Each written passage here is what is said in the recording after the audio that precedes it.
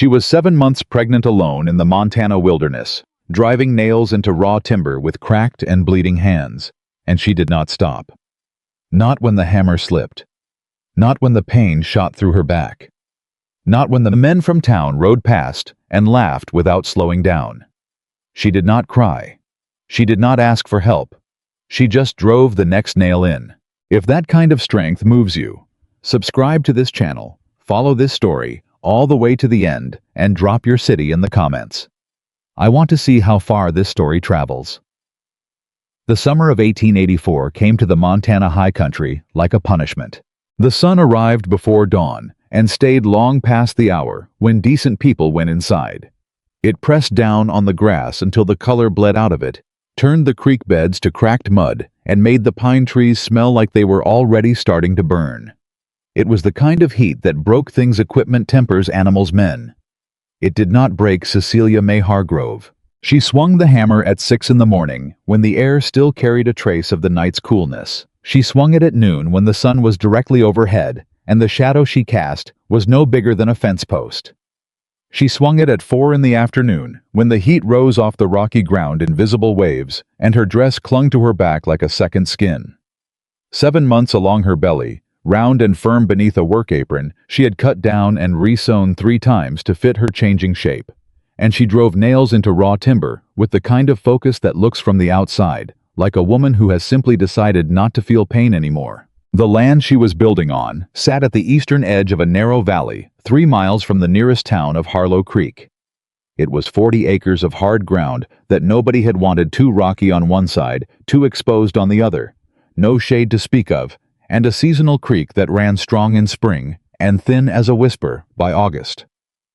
The man at the county office had looked at her across his desk when she slid the payment across, and he had looked at her the way men in that county looked at things that didn't make sense to them. "This land's been sitting 15 years, he'd said. "You understand why?" "I understand it's mine now," she'd said. "Stamp the paper, please." He stamped it. She had arrived in Harlow Creek 6 weeks earlier with a wagon, 2 mules, a trunk of tools, a small store of food, and no explanation that she offered to anyone. She was 24 years old. She wore no ring. She was visibly, unmistakably carrying a child.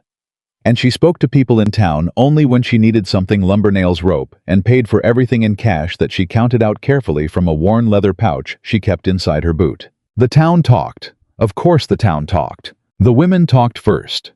The way women in small towns always do, in the quick, low exchanges that happen between the dry goods shelf and the door. In the whispers that pass between houses when laundry is being brought in. They said she was the widow. They said she wasn't. They said the father of the child was a man back east who had left her. They said she had left him. They said things about her character that were cruel and specific, and almost entirely invented the way small-town speculation always is, built from 1 or 2 real facts and the rest pure imagination. The men took longer. Men in Harlow Creek didn't gossip in the same way. They observed. They evaluated. And then when they had made up their minds, they said their piece directly. The way men in that part of Montana understood directness, which meant without any particular concern for how it landed. The hardware store owner, a wide man named Dolph Garrett, had looked at the lumber she was buying. Good. A serious quantity, not what you bought. If you were just patching something, and he'd said, "You building a structure, a cabin," she said, "and eventually a barn." Alone. Yes. He'd been quiet a moment. Then, "Ma'am, I'll sell you whatever you want to buy. That's my business. But I'd be doing you a disservice if I didn't tell you that what you're describing isn't something a woman in your condition ought to be attempting." Cecelia had looked at him with an expression that was not angry. It was something quieter than anger and more final. "My condition," she said, "is that I own land and I need lumber. How much for the full order?" He told her. She paid. She loaded the wagon herself. Ethan Barrett had been riding the eastern edge of his property line for 2 hours when he first saw her. He was not in a charitable mood. He had been up since 4 in the morning dealing with a section of fence that his best bull had knocked through sometime in the night, and 3 of his cattle had gone through the gap before any of his hands found it at first light. He'd spent the better part of the morning tracking the strays back through rough country, and now in the brutal afternoon heat, he was doing a sweep of the eastern boundary to make sure there weren't more gaps he didn't know about. Ethan Barrett was 38 years old and had owned the Barrett Mountain Ranch for 12 of those years, having inherited it from a father who had won it from nature through something close to brute force, and then worked himself into an early grave trying to hold it. The ranch was 2,000 acres, ran 300 head of cattle, employed 6 full-time hands, and had a reputation in Harlow Creek for producing some of the strongest stock in that part of Montana. It was a serious operation. Ethan ran it seriously.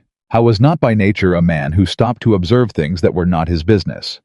But when he crested the low ridge at the eastern boundary and looked down into the narrow valley and saw what was happening on the 40-acre parcel that had sat empty for as long as he could remember, he stopped. The woman was up on the wall frame. That was the first thing that registered, and it registered as something close to alarm because she was 7 months pregnant by the look of her, and she was standing on a crossbeam 8 feet off the ground, driving a nail into a rafter joint with short, precise strokes. No rope, no spotter. Just her and the hammer and the open air beneath her feet. Ethan sat on his horse for a long moment and watched. She was good. That was the second thing he registered, and it surprised him more than the first. He had built things with his own hands. Fence posts, outbuildings, the repair work that never stopped on a working ranch, and he could recognize competence from a distance. The way she set the nail before she struck it. The angle of her wrist. The way she shifted her weight on the beam when she needed to reposition careful without being tentative. She knew what she was doing. She came down off the wall frame, the same way she'd been up there without drama testing each handhold before she committed to it, stepping off the last plank to the ground with the sideways step of a woman who had been navigating her own changed center of gravity for months. Then she looked directly at him. He hadn't moved. His horse hadn't moved. And yet she had known he was there. She stood at the base of her half-built cabin wall and looked up at him on the ridge with an expression that was not startled and not welcoming. It was the look of a woman who had learned to assess threats before she decided anything else.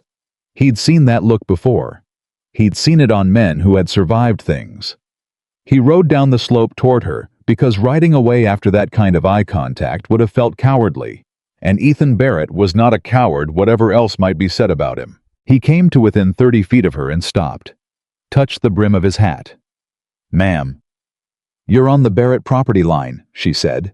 Her voice was even. Informational, not accusatory. "Your eastern boundary ends at those 3 pines." He looked at the pines she indicated. She was right to within a few feet. "You've surveyed," he said, "before I bought the land." She looked at him steadily. "I'm Cecelia Hargrove. This is my property. Ethan Barrett." He looked at the framing she'd done. It was solid work for one person. More than solid. "You've been building long, 6 weeks." He did the math in his head. The foundation, the floor joists, the subfloor, the wall frames, and now the rafter work. 6 weeks of that alone in this heat in her condition. He had built an outbuilding once with 2 experienced hands helping him, and it had taken 10 days. He didn't say any of that. He said, "Water source. Seasonal creek. Runs thin this time of year. There's a spring about 400 yards northeast on the boundary. Barrett land, but the water law in this county allows neighboring use of natural springs for domestic need." He paused. "You to be within your rights to use it." Something shifted in her expression very slightly. Not gratitude exactly. More like the recalibration of an initial assessment. "I didn't know that," she said. "Most people don't." He looked at the rafter work again. "That joint's going to need a gusset plate. With the wind we get through this valley in August, that rafter angle won't hold without it." She looked at the joint, looked back at him. "I know," she said. "I'm getting to it." He almost smiled. He didn't quite. "Good day, Miss Hargrove," he said, and turned his horse. He rode back toward his eastern fence line. But he didn't push the horse to a fast pace, and he didn't stop thinking about the joint, or the water, or the way she'd looked at him from the base of that wall. She thought about him for 3 days before she admitted it to herself. Not about him exactly. About what he'd said. The water spring to the northeast 400 yards and the right of use under county water law. She'd known about water rights in general. She had done her research before buying this land with the same thoroughness. She did everything sitting in the county records office for 2 full afternoons reading documents until the clerk got visibly impatient. But she hadn't known about the spring. And that gap in her knowledge bothered her because gaps were dangerous, and dangerous things cost you. She found the spring on the second morning. It was exactly where he'd said it was, coming up clean and cold, from the base of a rock shelf, pooling in a natural hollow, before it ran northeast toward the Barrett property. She filled her 2 largest canteens and stood there for a moment in the early morning quiet, listening to the water, and thought about the fact that a stranger on a horse had told her something useful without attaching a condition to it. In her experience, people, men in particular, did not give you useful information without attaching a condition to it. She thought about that on the walk back, and she did not trust the thought. Dolph Garrett's son, a boy of about 20, named Curtis, who worked in the hardware store and liked the sound of his own voice, considerably more than the situation warranted, said something to her on the Friday of her 3rd week. She had come in for nails and a new saw file. She was paying for them at the counter when she became aware of Curtis and 2 of his friends near the back of the store, and she became aware of them. The way you become aware of a sound that isn't quite right, not by looking directly at it, but by the change in the quality of the air. Reckon she's got a fella coming to help, or reckon she's just going to hammer herself into labor up there, one of the friends said. He wasn't quite whispering. He intended to be heard. Curtis laughed. She's got more grit than sense, I'll say that. But grit don't hold a roof up. Cecelia set her monies on the counter. She counted it twice, which was what she always did, not because she couldn't do the arithmetic, but because she had learned that being precise and deliberate in small things communicated something about how precise and deliberate she was in all things. Then she picked up her package and turned and looked at Curtis with an expression that made him stop laughing. "Your roof, by the way," she said pleasantly, "has a problem with the flashing around the north chimney. You can see the water staining on the interior wall from the alley window. If you don't get someone up there before the August rains come, you'll be replacing more than flashing." She paused. "Just something I noticed." She walked out. Behind her, she heard Dolph Garrett's voice say something low and sharp to his son, and then the sound of her boot heels on the boardwalk, and then nothing but the street. The second time Ethan Barrett came to her property, he didn't ride up to the ridge and wait. He came straight down to where she was working the floor inside the cabin, fitting the last section of subfloor that she'd been trying to manage alone for 2 days, and he stepped off his horse without being invited and said, "That board's running long on the east wall side. You'll have a gap you can't close." She looked up at him from the floor. He was in the doorway, or what would become the doorway once she hung the door, with his hat in his hand and the afternoon light behind him. "I know," she said. "You need a second set of hands to hold it while you scribe the cut." She sat back on her heels and looked at him for a moment. "I haven't asked for help, Mr. Barrett." "No," he said. "You haven't." He was quiet a moment. "I'm offering it. There's a difference." She considered that. She was good at distinguishing between things that were true and things that were being said to seem true, and she had been considering that distinction for most of her life. What she heard in his voice was not the particular quality that meant someone wanted something from you. It was something else, closer to honesty, which was its own kind of suspicious. "Why?" she said. He looked at her directly. His eyes were pale gray and difficult to read, but she'd found that difficult-to-read people were often the ones worth reading. "Because the work's going to go wrong if you do it alone and you know it," he said. "And because I can be back on my own land in an hour if you tell me to go." She looked at the board, looked at the gap it would leave. "You take direction?" she asked. "From someone who knows what they're doing?" "Yes." She got up off the floor. "Then hold that end," she said, "and hold it level. I'll tell you when." He held it level.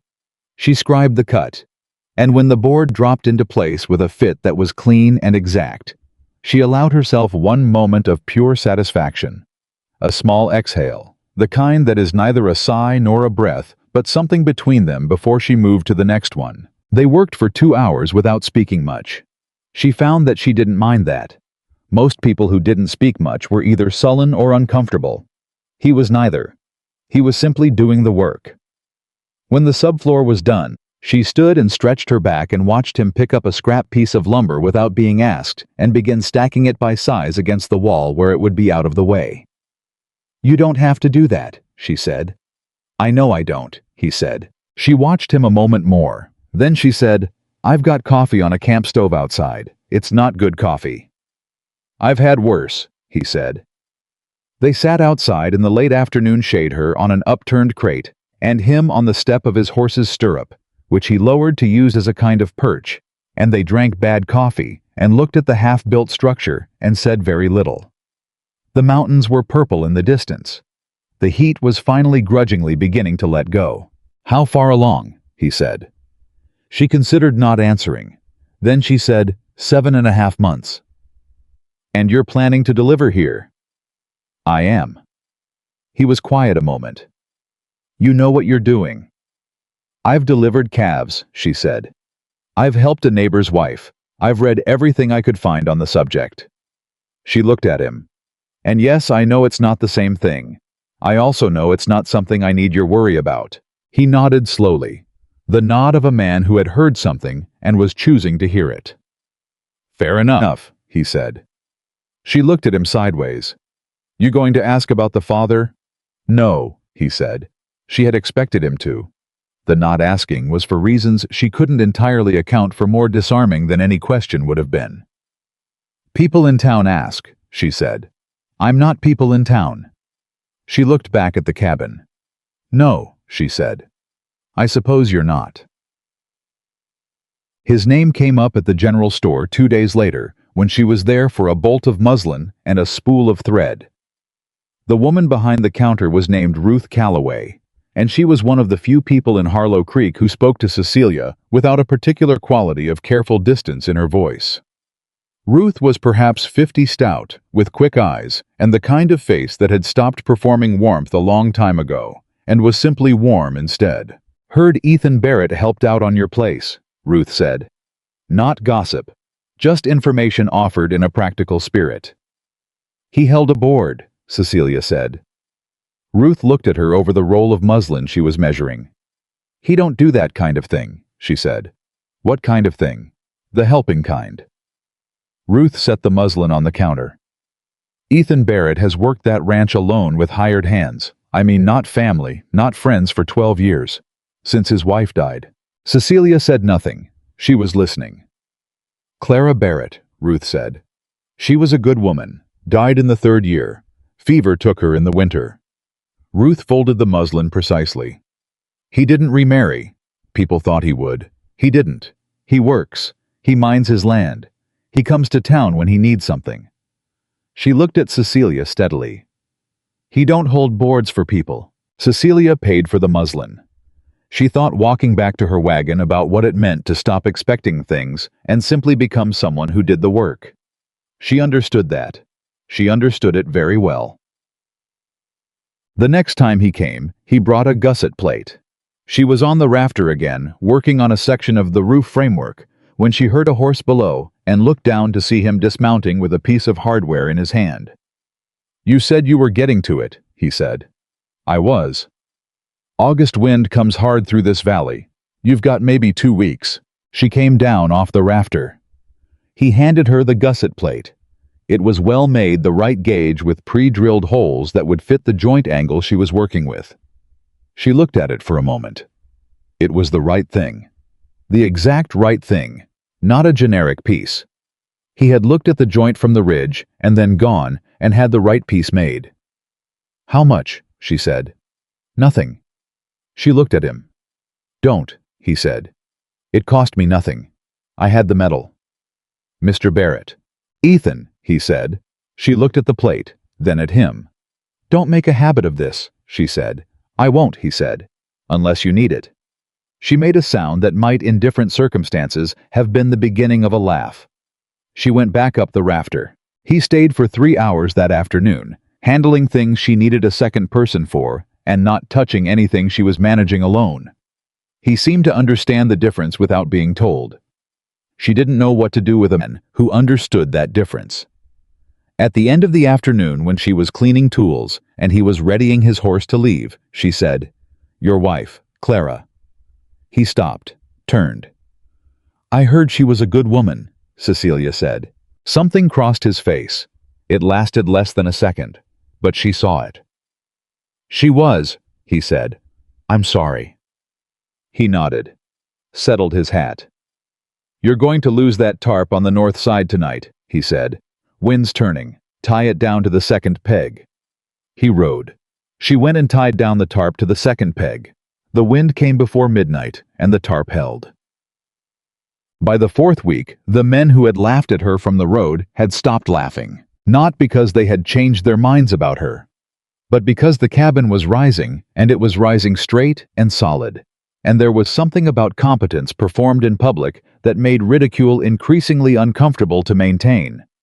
Even Curtis Garrett had stopped making remarks, though whether that was the result of his father's words or her remark about the flashing, which had turned out to be exactly as accurate as she said it was, she couldn't know. The woman from the neighboring farm to the south came by one afternoon. Her name was Pearl Hennessy, and she was perhaps 45, sun-browned and deliberate in her movements, with a daughter of about 12 who stayed close to her side. "I brought bread," Pearl said, "for whatever it's worth." "It's worth a great deal," Cecelia said. "Thank you." Pearl looked at the cabin, stood there a moment. "My husband helped me build ours 11 years ago, she said. "He's been gone 6. The walls he built are still standing." She looked at Cecelia. "Yours will be too." Cecelia felt something in her chest that she had been careful not to feel for a long time, because it made the things that could hurt you much clearer. She managed to hold her expression steady. "I intend them to be," she said. Pearl's daughter, whose name was May, looked at the half-built cabin with the frank, evaluating gaze of a 12-year-old who has not yet learned to pretend she isn't curious. "Are you scared?" May asked. Pearl said, "May." "It's all right," Cecelia said. She looked at the girl. "Yes," she said. "Some." May considered that. "But you're still doing it." "Yes." May nodded, as if this confirmed something she had already suspected. "My mama does things scared too," she said. "She says that's what brave is." Cecelia looked at Pearl. Pearl was looking at the sky with the expression of a woman who has long since made her peace with being told true things by her daughter in public. "She's right," Cecelia said. "That's exactly what it is." Ethan came 4 more times that week. Each time there was a reason. A piece of work that genuinely needed 2 people. A question about the water rights that he had looked up in the county record. A concern about a section of ground near her southeast corner that he thought might be softer than it looked. He'd seen similar ground on his property fail under weight. He brought his level on the 4th visit because she'd mentioned the door frame was giving her trouble, and a level would tell her whether the frame itself was plumb or whether the ground had shifted under the sill. She noticed that he never arrived empty-handed, and she noticed that what he brought was always exactly what was needed, and never more than that. He did not bring her food. He did not bring her medicine or comfort or concern about the baby. He brought tools and information and labor, which were the things that could be received without changing what she was. She thought about that in the evenings, after he'd gone, sitting outside the cabin with her hand on her stomach and the mountains going dark around her. She had built her independence from necessity, the way you build most important things, not from a plan, but from what survival required. She had learned not to need people because needing people had cost her things she couldn't get back.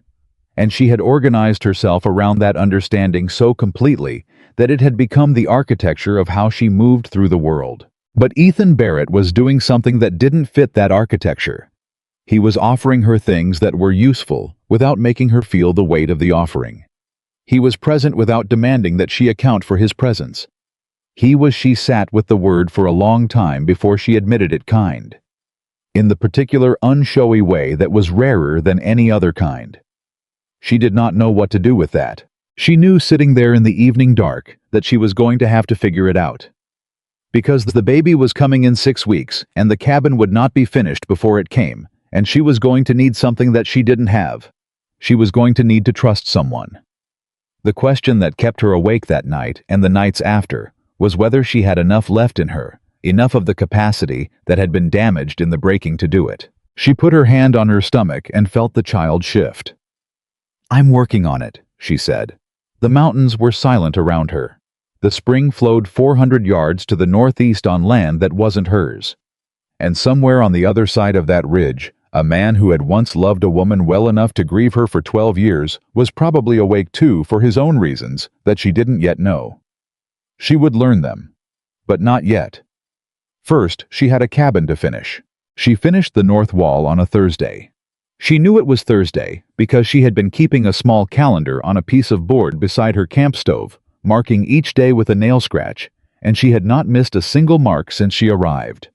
Keeping track of time was not sentiment. It was discipline.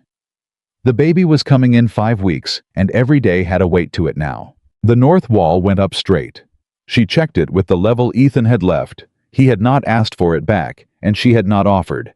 And the bubble sat dead center, and she allowed herself exactly 3 seconds of satisfaction before she moved to the problem of the roof decking, which was going to require more lumber than she currently had, and a decision about whether she would go to town for it or send word.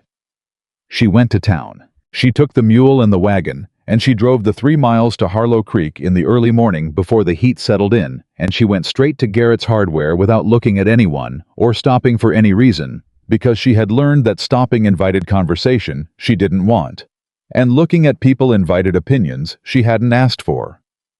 She was loading the lumber onto the wagon when she heard the voice behind her. "You're still at it." She turned. The speaker was a man she hadn't seen before or hadn't noticed, which in Harlow Creek amounted to the same thing. He was perhaps 45, well-dressed by the standards of the territory, with the particular kind of ease in his posture that came from having always had more than enough of whatever he needed. He was smiling at her with the smile of a man who was used to smiling at people from a position of advantage. "Thomas Aldrich," he said. "I own the Aldrich Cattle Company, North Range mostly, some of the valley too." She knew the name. Everyone in Harlow Creek knew the name the same way you knew the name of a weather pattern that caused damage. "Miss Hargrove," she said. "I know who you are." He glanced at her lumber, then at her stomach, and the glance at her stomach lasted a beat longer than it should have. "I heard you bought the Callan parcel." "I did. Interesting choice." He tilted his head. "That land's had water trouble for years. Seasonal creek, dry by August most years." "I'm aware of the water situation," she said. "Are you?" He wasn't asking. He was making a point slowly, the way men with leverage always made points, not rushing because they had the time. "Here's the thing, Miss Hargrove. That creek that runs through the Callan parcel, your parcel now feeds from the same source as the spring on Barrett's eastern boundary. You probably know the spring. Barrett told you about it." She kept her expression level. "He mentioned it, right?" Aldrich nodded slowly. "The thing is, I've had my eye on that water source for 3 years. There's a filing in the county office. Prior claim predates your purchase. My lawyers have been reviewing it." He let that sit for a moment. "I'm not saying there's a legal problem with your deed. What I'm saying is that the water situation on your 40 acres may be more complicated than a man on a horse told you over coffee." The precision of that over coffee told her something. It told her someone had been watching or someone had talked. She filed that information quietly and didn't react to it. "I'll look into it," she said. "You do that." He smiled again. "I also want to say, and I mean this sincerely, that what you're doing out there takes grit. Nobody's going to argue with that. But grit and a deed don't solve a water problem." He paused. "If you ever want to talk about options, a fair price for the parcel, a different arrangement, my door is open." He tipped his hat. He walked away. Cecelia finished loading her lumber. She did it slowly and without any visible change in her manner. She counted the boards as she loaded them, because counting things was what she did when she needed to think, and what she was thinking was that she needed to get to the county records office before she went back to her land, and that she needed to understand exactly what Thomas Aldrich's lawyers had filed, and when. She was in the county records office for 2 hours. When she came out, the sun was high, and her back was aching in the low, persistent way it had been aching for 2 weeks, and what she had found in the records was not what Aldrich had implied, but was also not nothing. There was a water claim filing. It was dated 4 years back. It named the spring on Barrett's eastern boundary as a claimed source for the Aldrich North Range operations. Whether it was valid depended on a section of state water law that she did not fully understand, and not fully understanding something was for Cecelia Mae Hargrove an emergency. She drove back to her land. She unloaded the lumber by herself. Then she sat down on an upturned crate and thought carefully and without panic about what she needed to do next. The baby moved. "I know," she said. "I know." Ethan came the following morning. He came earlier than usual before she had the camp stove going, and he came fast. Not his usual measured pace, but at something closer to a canter, pulling up short of the cabin and stepping off his horse in the way men stepped off horses when something was pressing. "Aldrich spoke to you in town," he said. She looked at him. "News travels. Ruth Calloway saw it. She told Pearl Hennessy. Pearl sent her daughter to my place." He took his hat off, pressed it against his leg. "What did he say?"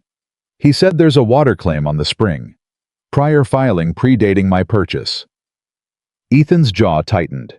It was the first time she had seen something that was not composed cross his face. "That filing is disputed," he said. "My lawyers had a response in with the county for 2 years. Aldrich knows that. His lawyers have been reviewing it," she said. That was his phrasing. "His lawyers review everything. He's been trying to control the water in this valley for 6 years. He got the Johnson Ranch that way, put enough legal doubt on their water source that they couldn't get the bank loan they needed, and when they went under, he bought the land for half its value." He stopped. "I should have told you about the filing when I told you about the spring." She looked at him. "Yes," she said. "You should have." He took that without flinching. "I didn't think it would become relevant this fast. I didn't think he'd approach you directly." "Why not?" "Because you're—" He stopped. "Because I'm what?" she said. "A pregnant woman alone on 40 acres, not worth his attention yet. I was going to say because you haven't been here long enough to represent a threat to him." He looked at her steadily. "But I was wrong about that. You finished half a cabin in 6 weeks. That makes you real." She considered him for a moment.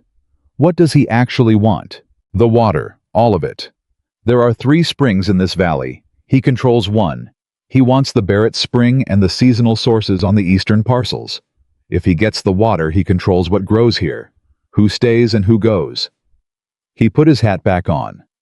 "Your land sits directly between his North Range and the Barrett Spring.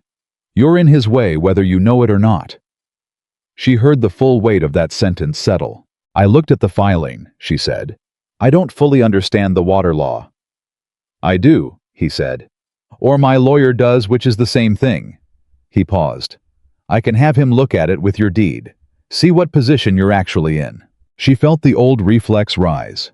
The careful, protective reflex that said, receiving help meant owing something, that dependence was a door that locked behind you. She had built that reflex over years, and it had served her, and it had also, in ways, she was still accounting for cost her things. She looked at the cabin. At the north wall, plumb and level. At the roof decking she had yet to begin. "All right," she said. He blinked, as if he'd expected more resistance. "All right," he repeated. "But I want to be in the room," she said. "When your lawyer looks at it, I want to understand what he's saying, not just be told the result." "That's reasonable." "And I'm not—" She stopped, started again. "I'm not helpless, Ethan. I need to be clear about that." "I know you're not." "I need you to know it every day," she said. "Not just today. Every time you come here." He looked at her for a long moment. His gray eyes were still difficult to read, but she was getting better at reading them. "I know it every day," he said. She handed him the tin of coffee that had been sitting on the camp stove since before he arrived. He took it. His lawyer's name was George Fetterman, and he operated out of a small office above the dry goods store in Harlow Creek, which meant that going to see him meant walking through the main street of town with Ethan Barrett beside her. And Cecelia was not unaware of what that would look like, or what it would mean by the time it had traveled through the 3-degree network of gossip that connected everyone in Harlow Creek to everyone else. She went anyway, because the water question was more important than other people's interpretations. Fetterman was a thin man of perhaps 60, with an ink-stained right hand and the careful, deliberate speech of someone who had learned that being precise in language was more valuable than being fast. He listened to everything she said without interrupting. He read both documents, the Aldrich filing and her deed, with the same slow precision. He asked her 4 questions, all of them specific, and she answered all 4. Then he leaned back in his chair and said, "Miss Hargrove, the Aldrich claim is real, but it's not settled. It's been disputed on the grounds that the filing predates confirmed survey data.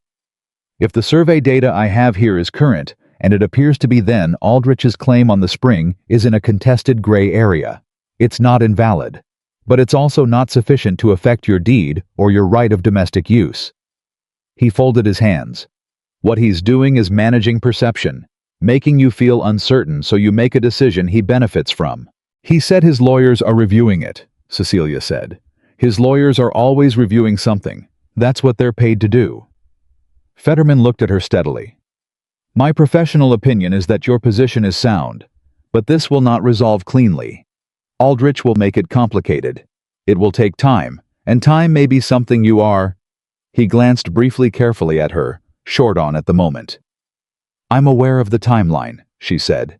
"Then my advice is to document everything. Every visit, every conversation. If Aldrich makes any approach to you that could be construed as pressure or interference, I want it in writing immediately." He looked at Ethan. "And your water right letter, I'll have an update drafted by Thursday." They came down the stairs from Fetterman's office and out onto the main street, and the first person Cecelia saw was Curtis Garrett standing in the doorway of his father's hardware store with 2 of his usual companions.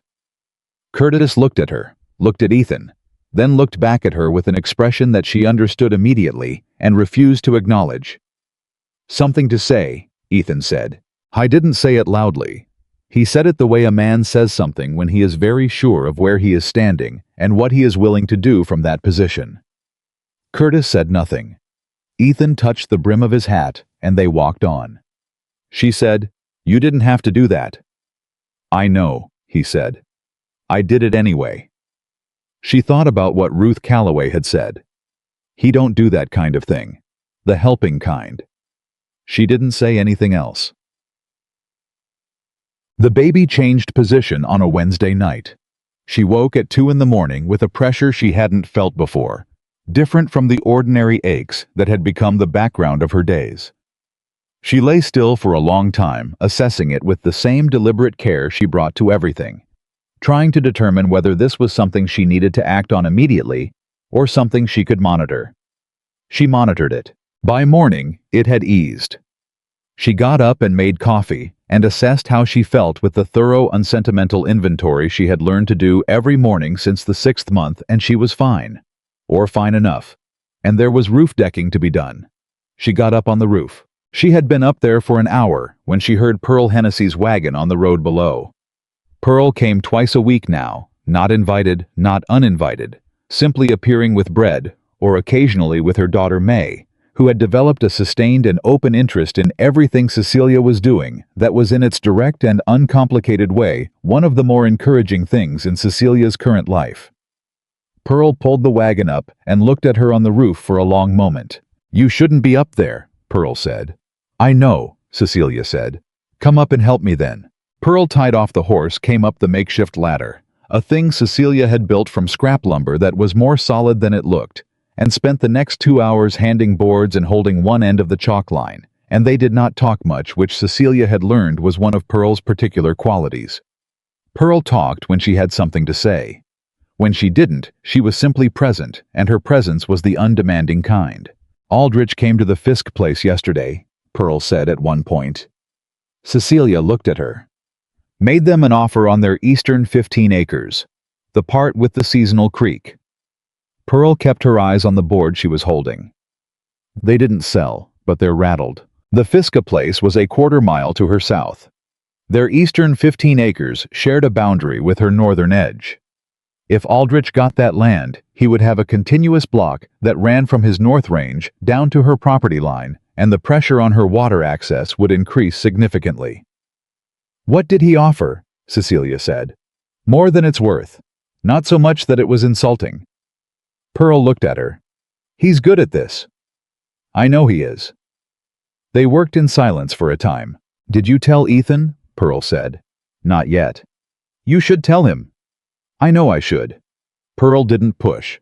That was another thing Cecelia had learned to appreciate about her. She said the thing once, and then left it where it was. Mae was the same way in the frank and direct manner of 12-year-olds, and Cecelia had thought more than once that Pearl had done something genuinely difficult, right in raising that girl. "Can I ask you something?" Pearl said. "Go ahead." "Why here, not the parcel? I mean, why Montana? Why this particular choice out of everything you could have chosen?" Cecelia thought about that for a moment. She thought about what she was willing to say, which was always a slightly different question from what was true. "My family had land in Kentucky," she said. 40 acres, not unlike this. We farmed it for 3 generations. She set a nail and drove it. "I watched my father lose it when I was 17. Not to bad farming. To a man who wanted the water rights to the creek that ran through the lower field." She paused. "He made it complicated until my father couldn't hold on. Then he bought it for nothing." Pearl was quiet. "I swore then," Cecelia said, "that I would have land of my own, that it would have water, and that when someone tried to make it complicated..."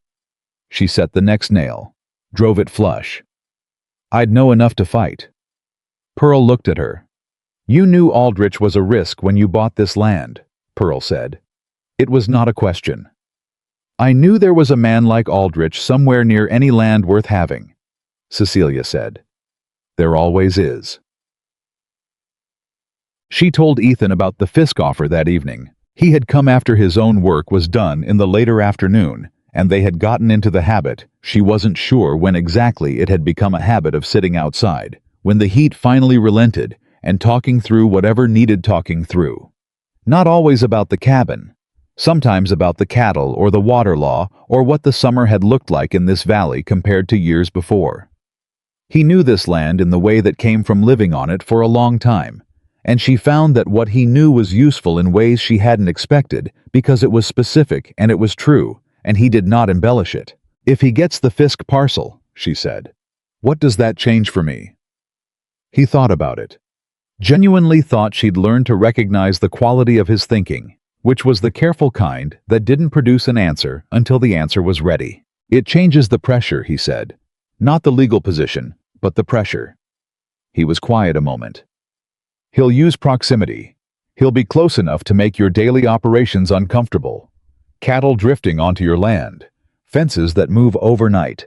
Small things that add up." He looked at her. "It's what he did to the Marshfields 2 years before the Johnsons." The Marshfields sold. The Marshfields left. Different from selling. Something in his voice went flat. They left in February in a bad winter with less than they came with. Cecelia sat with that. "Then we need the Fisks to hold," she said. "Yes." "What would make them hold?" He looked at her with something she was starting to recognize as the specific kind of respect that came from someone who had revised an initial assessment. "Someone with a legal argument and the backbone to make it," he said. "And the knowledge that they're not standing alone. Can they get that? From Fetterman on the legal side." He paused. "And from whatever this valley decides it is. Whether it's a place where people hold together or a place where Aldrich buys them one at a time." "What has it been?" He was quiet for a moment. "The long kind." "It's been the second kind," he said. "For a while." She looked at the cabin. The roof decking was half done. The doorframe was plumb. The north wall was solid. "Then someone needs to make it the first kind," she said. He looked at her. "You've been here 6 weeks," he said. Not an objection. More like he was considering the shape of it. "Long enough to own land and have a stake in it," she said. Something shifted in his expression. She'd seen it happen before in the way of a man who had been holding a fixed opinion and had just been given a reason to loosen his grip on it. "All right," he said. "All right. I'll talk to the Fisks," he said.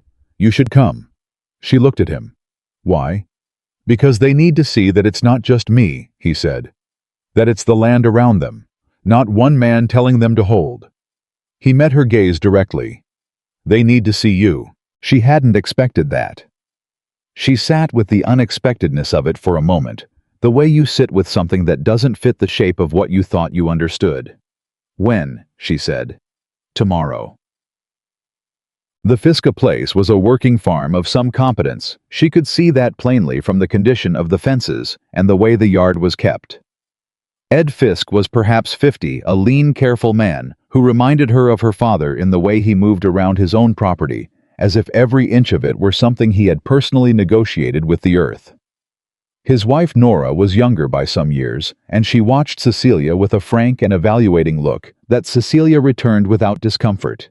Because women who looked at you that way were generally the kind worth knowing. They sat at the Fiska kitchen table, and Ethan laid out the legal position as Fetterman had explained it.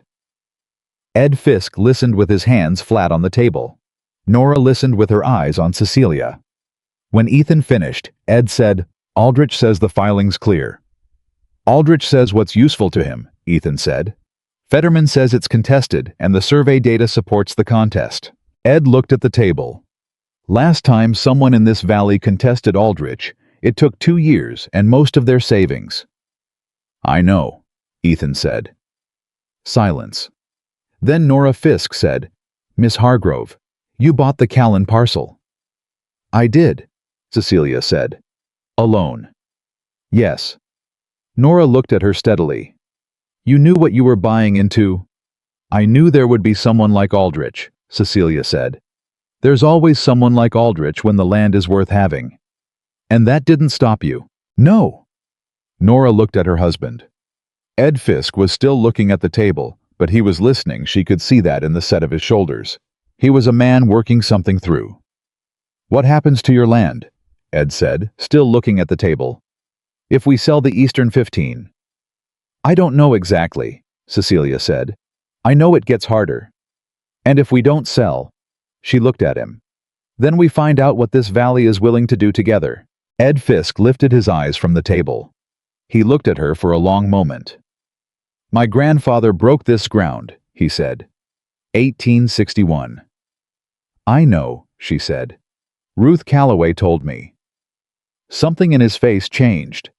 The particular way a man's face changes when he realizes he is being seen by someone who thought it was worth learning who he was before asking anything of him. "We're not selling," he said. Nora's shoulders dropped a half-inch. The kind of drop that is not weakness, but relief, the exhale of someone who had been waiting to see which way the weight would fall. "Thank you," Cecelia said. Ethan said nothing. He didn't need to. He was watching Cecelia with the expression she still had trouble fully reading, and she had given up trying to read it quickly. Whatever it was not simple. They rode back in the early evening, her on the wagon, and him on his horse beside it, and they didn't speak for a long stretch of the road. The heat was softening into something that was almost bearable.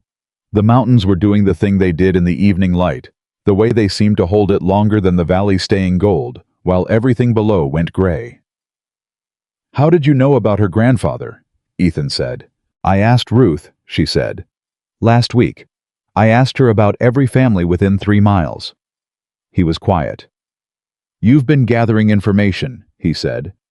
"I've been doing what I always do," she said.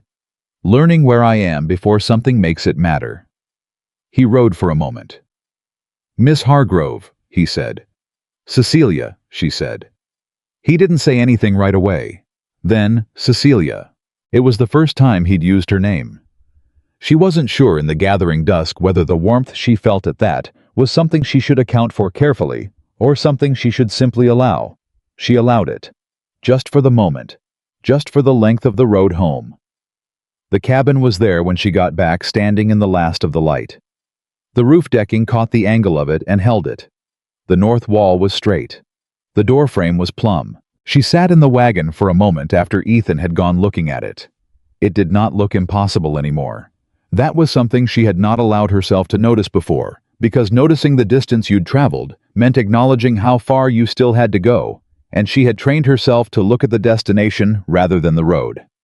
But tonight, she looked at the road. And then she looked at the hand she had placed on her stomach without thinking, and she felt the child shift beneath it, and she thought about the Fisk kitchen table, and the way Ed Fisk had said his grandfather broke this ground in 1861, and the way Nora Fisk's shoulders had dropped when he said they weren't selling. She thought about what Ethan had said. They need to see you. Not the cabin. Not the deed. Her. She sat with that a long time before she went inside. The water was still contested. Aldrich was still moving. The roof wasn't done. The barn hadn't been started. The baby was coming in 4 weeks, and the nearest woman with midwifery experience was Pearl Hennessy, who had delivered 2 of her own children and 1 of her neighbors, which was better than nothing and not quite enough. There was still everything to do. But the Fisks were holding, and the valley had watched it happen, and something that did not yet have a name. She was willing to give it was shifting between her and the man who had ridden beside her wagon in the evening light and said her name like it was a decision. She went inside. She marked Thursday on the calendar board. She made a list of what still needed doing. She started at the top. The roof was finished on a Saturday. She drove the last nail at mid-morning, climbed down the ladder with the careful sideways step she had perfected over weeks of navigating her own changed body, and stood on the ground and looked up at what she had built. 4 walls, a roof, a door frame waiting for its door, windows that would get their glass before winter, a floor that was level and solid and would hold.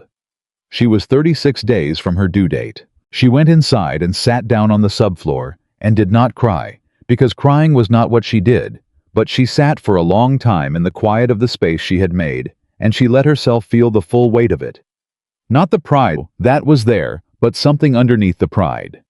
The thing that had been driving her since before she bought the land, since before she left Kentucky, since the day she was 17 years old, and watched her father hand over the deed to 40 acres that 3 generations of her family had worked because a man with lawyers and patience had made the water question too complicated to fight. She had built 4 walls and a roof with her own hands, 8 months pregnant in Montana, summer heat on land.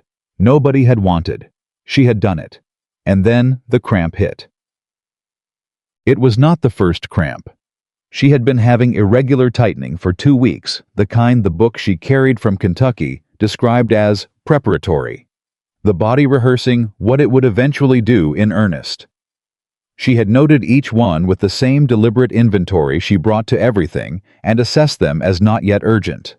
This one was different. She sat very still and breathed through it and waited for it to pass, and it passed. But the passing took longer than the ones before. She counted the time on the pocket watch she kept in her apron, 1 minute and 40 seconds. She made a note of it on the board where she kept her calendar and sat back down to wait. The next one came 11 minutes later. She sat through it, counted it. 1 minute 50. She got up, walked to the door of the cabin, and looked out at the road that ran past her property towards the Barrett ranch. The road was empty. The sun was overhead, and the heat was already serious, and there was no one on the road, and Pearl Hennessy's farm was a quarter-mile south, which in her current condition was not a short walk. She made a decision. She went to the camp stove, put water on to boil, gathered the things she had prepared, and set aside. 6 weeks ago, the clean linens, the cord, the small knife she had boiled and wrapped in cloth, the list of instructions she had written out in her own hand from everything she had read. She arranged them inside the cabin. She spread the cleanest linen she had on the floor near the south wall, where the light came in best. Then she went to the doorway again, and she said out loud into the empty afternoon, "I need someone to know where I am." She could not go to Pearl herself. Not now. Not with 11 minutes between contractions and the distance involved. She needed someone closer. She needed Ethan. He had told her 2 weeks ago that his hands started their afternoon work at 2 and worked the north fence until 4.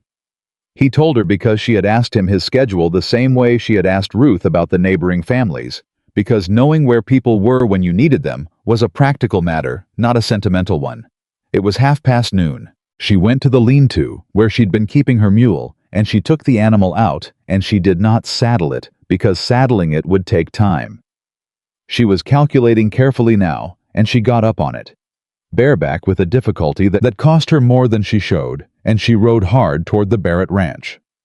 The third contraction came while she was riding. She stopped the mule and gripped its mane and breathed through it, counting on the pocket watch she held in her free hand, and when it passed, she kicked the mule forward again and did not slow down. She reached the Barrett ranch gate in 15 minutes and came through it at a pace that brought one of the hands a young man named Will, who she had seen twice before, running from the direction of the barn. "Miss Hargrove." "Where is he?" she said. Will read her face in the way that young men read faces when the information they see is serious and they don't want to misread it. "North fence," he said. "I'll get him," she said. "Now, tell him the baby's coming." Will ran. She sat on the mule in the Barrett yard and breathed and waited, and was very precise about what she was afraid of and what she wasn't. She was not afraid of dying. She had considered that possibility thoroughly, and had decided that she had taken every reasonable precaution, and that fear of it was not going to be useful. She was afraid of being alone when the time came. That was the one thing she had not been able to talk herself out of being afraid of, even with all the reading and the preparation and the careful practical inventory of resources. She heard hoofbeats. Ethan came around the side of the barn at a dead run on his bay horse pulled up hard in front of her, and took in the situation in the way that experienced people take in situations, fast complete, without performing the assessment out loud. "How far apart?" he said. 11 minutes when I left. I've had one on the road." Pearl Hennessy. "Yes, but I can't make it there." "You don't have to." He was already off his horse. "Come down." She came down from the mule with his hands steadying her, and she did not object to his hands because this was not the moment for that particular kind of pride, and they both understood that. "The cabin," she said. "Everything's set up there." "The ranch house is closer," he said. She shook her head. "My cabin. I want to be in my cabin." He looked at her for 1 second, just one, and then said, "Will, ride to Pearl Hennessy. Tell her Miss Hargrove needs her at the Callan parcel right now, fast as you can ride." He looked at another hand who had appeared. "Tom, get the small wagon, blankets." Then he looked at her. "Can you ride another mile?" "Yes," she said. "Then let's go." Pearl arrived 40 minutes later. In those 40 minutes, Cecelia had 2 more contractions, 9 minutes apart, then 7, and Ethan had done the things he did without being asked, which was what he always did. And she had stopped noticing how unusual it was to have a man around who didn't need to be directed toward usefulness. He had the water boiling. He had the linens arranged the way she had arranged them. He had read the list she had written out. She showed it to him without being embarrassed about it, because this was not the time for embarrassment, and he had set out each item in the order she had specified. When Pearl came through the door, she took in the scene, assessed it, and said to Ethan, "Go outside." "I'll stay if she wants me to," he said. Pearl looked at Cecelia. "Go outside," Cecelia said. He went. The labor was 14 hours. Pearl stayed the entire time. Mae, who had ridden with her mother, sat outside with Ethan for reasons that Cecelia would later think about and find in the rethinking, something that moved her, the image of that 12-year-old girl sitting in the summer dark beside a taciturn rancher. Both of them waiting. The silence between them, probably comfortable in the particular way that silence is between people who are both constitutionally inclined to it. At 4 in the morning, a child arrived. A girl.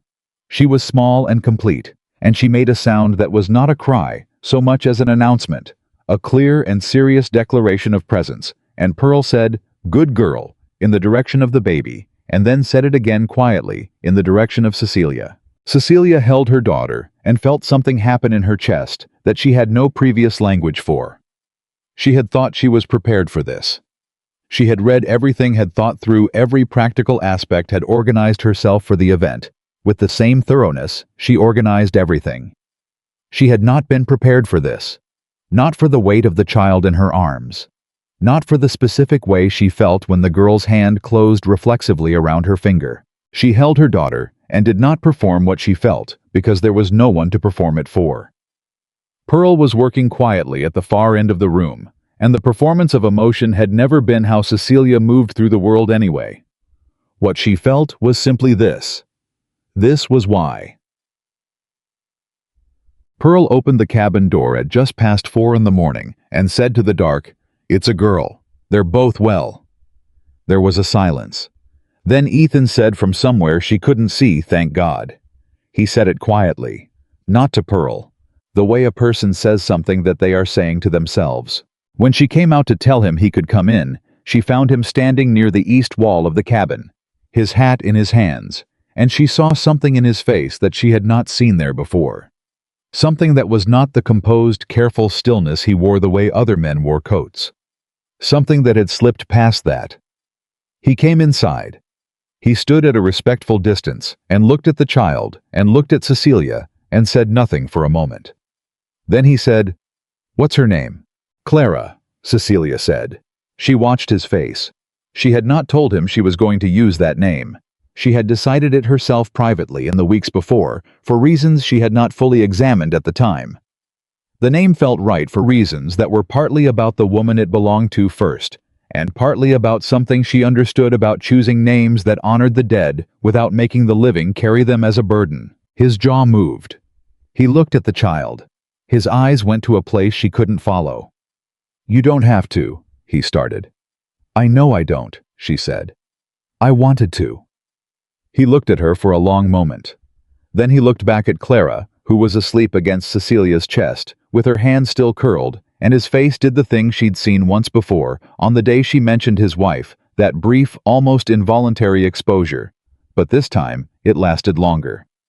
Long enough for her to see it clearly. I was grieving. Still. 12 years later, in the middle of a birth in a cabin on 40 acres of hard Montana ground.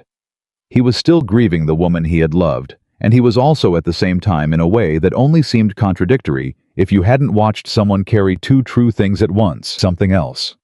Something she didn't have a clean word for. "Thank you," he said. His voice was not entirely steady. "For that." She nodded. He stepped back, put his hat on. "I'll be outside," he said, "until you need something." He went outside. Pearl looked at Cecelia with the particular expression of a woman who has seen a great deal of human behavior and has learned to identify the significant moments. Cecelia looked down at the child. "Don't," she said. "I didn't say anything," Pearl said. "You were about to." Pearl made a sound that was almost a laugh. "Sleep," she said, "while she lets you." Thomas Aldrich came on the 9th day. She heard the horse on the road and looked up from where she was sitting outside the cabin door, with Clara in her arms, doing the feeding that still felt like something she was learning even as she was doing it, and she recognized the horse and the rider, and she did not change her position or her expression. He pulled up, looked at the child. Something crossed his face that was not warmth, but was performing warmth, which she had long since learned to distinguish. "I heard," he said. "Congratulations." "Thank you," she said. "A girl." "Yes." He looked at the cabin. At the finished roof, the plum door framed the level walls. His assessment was visible in the slight shift of his jaw, the way a man recalibrates when something he expected to fail has not. "I'll say it plainly," he said, "because I think you prefer plain." "I do," she said. "My water claim is moving forward. Fetterman's objections have been noted, but the county commissioner is going to take the full filing into review. That process takes time. In the meantime, your domestic use of the spring is technically in a gray area." He paused. "I'm still willing to discuss the parcel. The price I offered originally still stands." Clara made a small sound against her chest. Cecelia adjusted her hold without looking down. "Mr. Aldrich," she said. "The first time you came to me, you told me the water situation was complicated. You said it in a way designed to make me feel uncertain."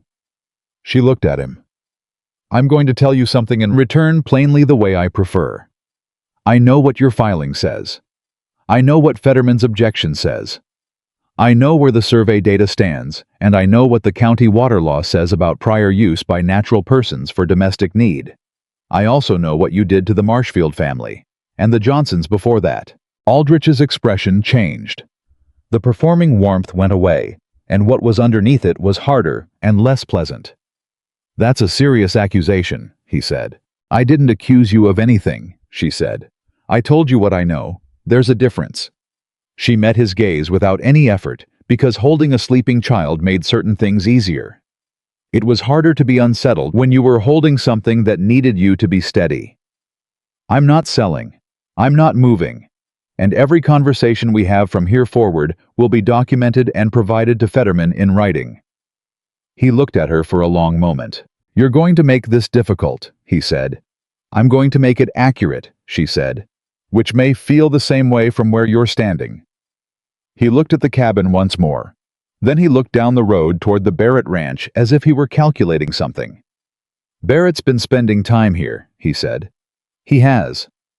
That's going to look a certain way to people." "People can look at it however they like," she said. Aldrich turned his horse. "Think about what I said." "I have," she said. "I'm done thinking about it." He rode. She sat in the doorway and held her daughter and listened to the hoofbeats until they faded, and then she sat in the quiet and thought about what he'd said. Not the offer. The other thing. Barrett's been spending time here. That's going to look a certain way to people. It was a specific kind of pressure, the suggestion that her reputation was a thing she should be managing carefully, that the presence of a man on her property implied something that would be used against her. She understood what he was doing. She also understood sitting there with Clara against her chest, that she was no longer afraid of it. Ethan came that evening, and she told him what Aldrich had said. All of it, including the last part. He was quiet. "He's trying to isolate you," he said. "I know. If he can make you feel like my being here is a liability." "I know what he's doing," she said. "I'm telling you because you should know he said it, not because it changes anything."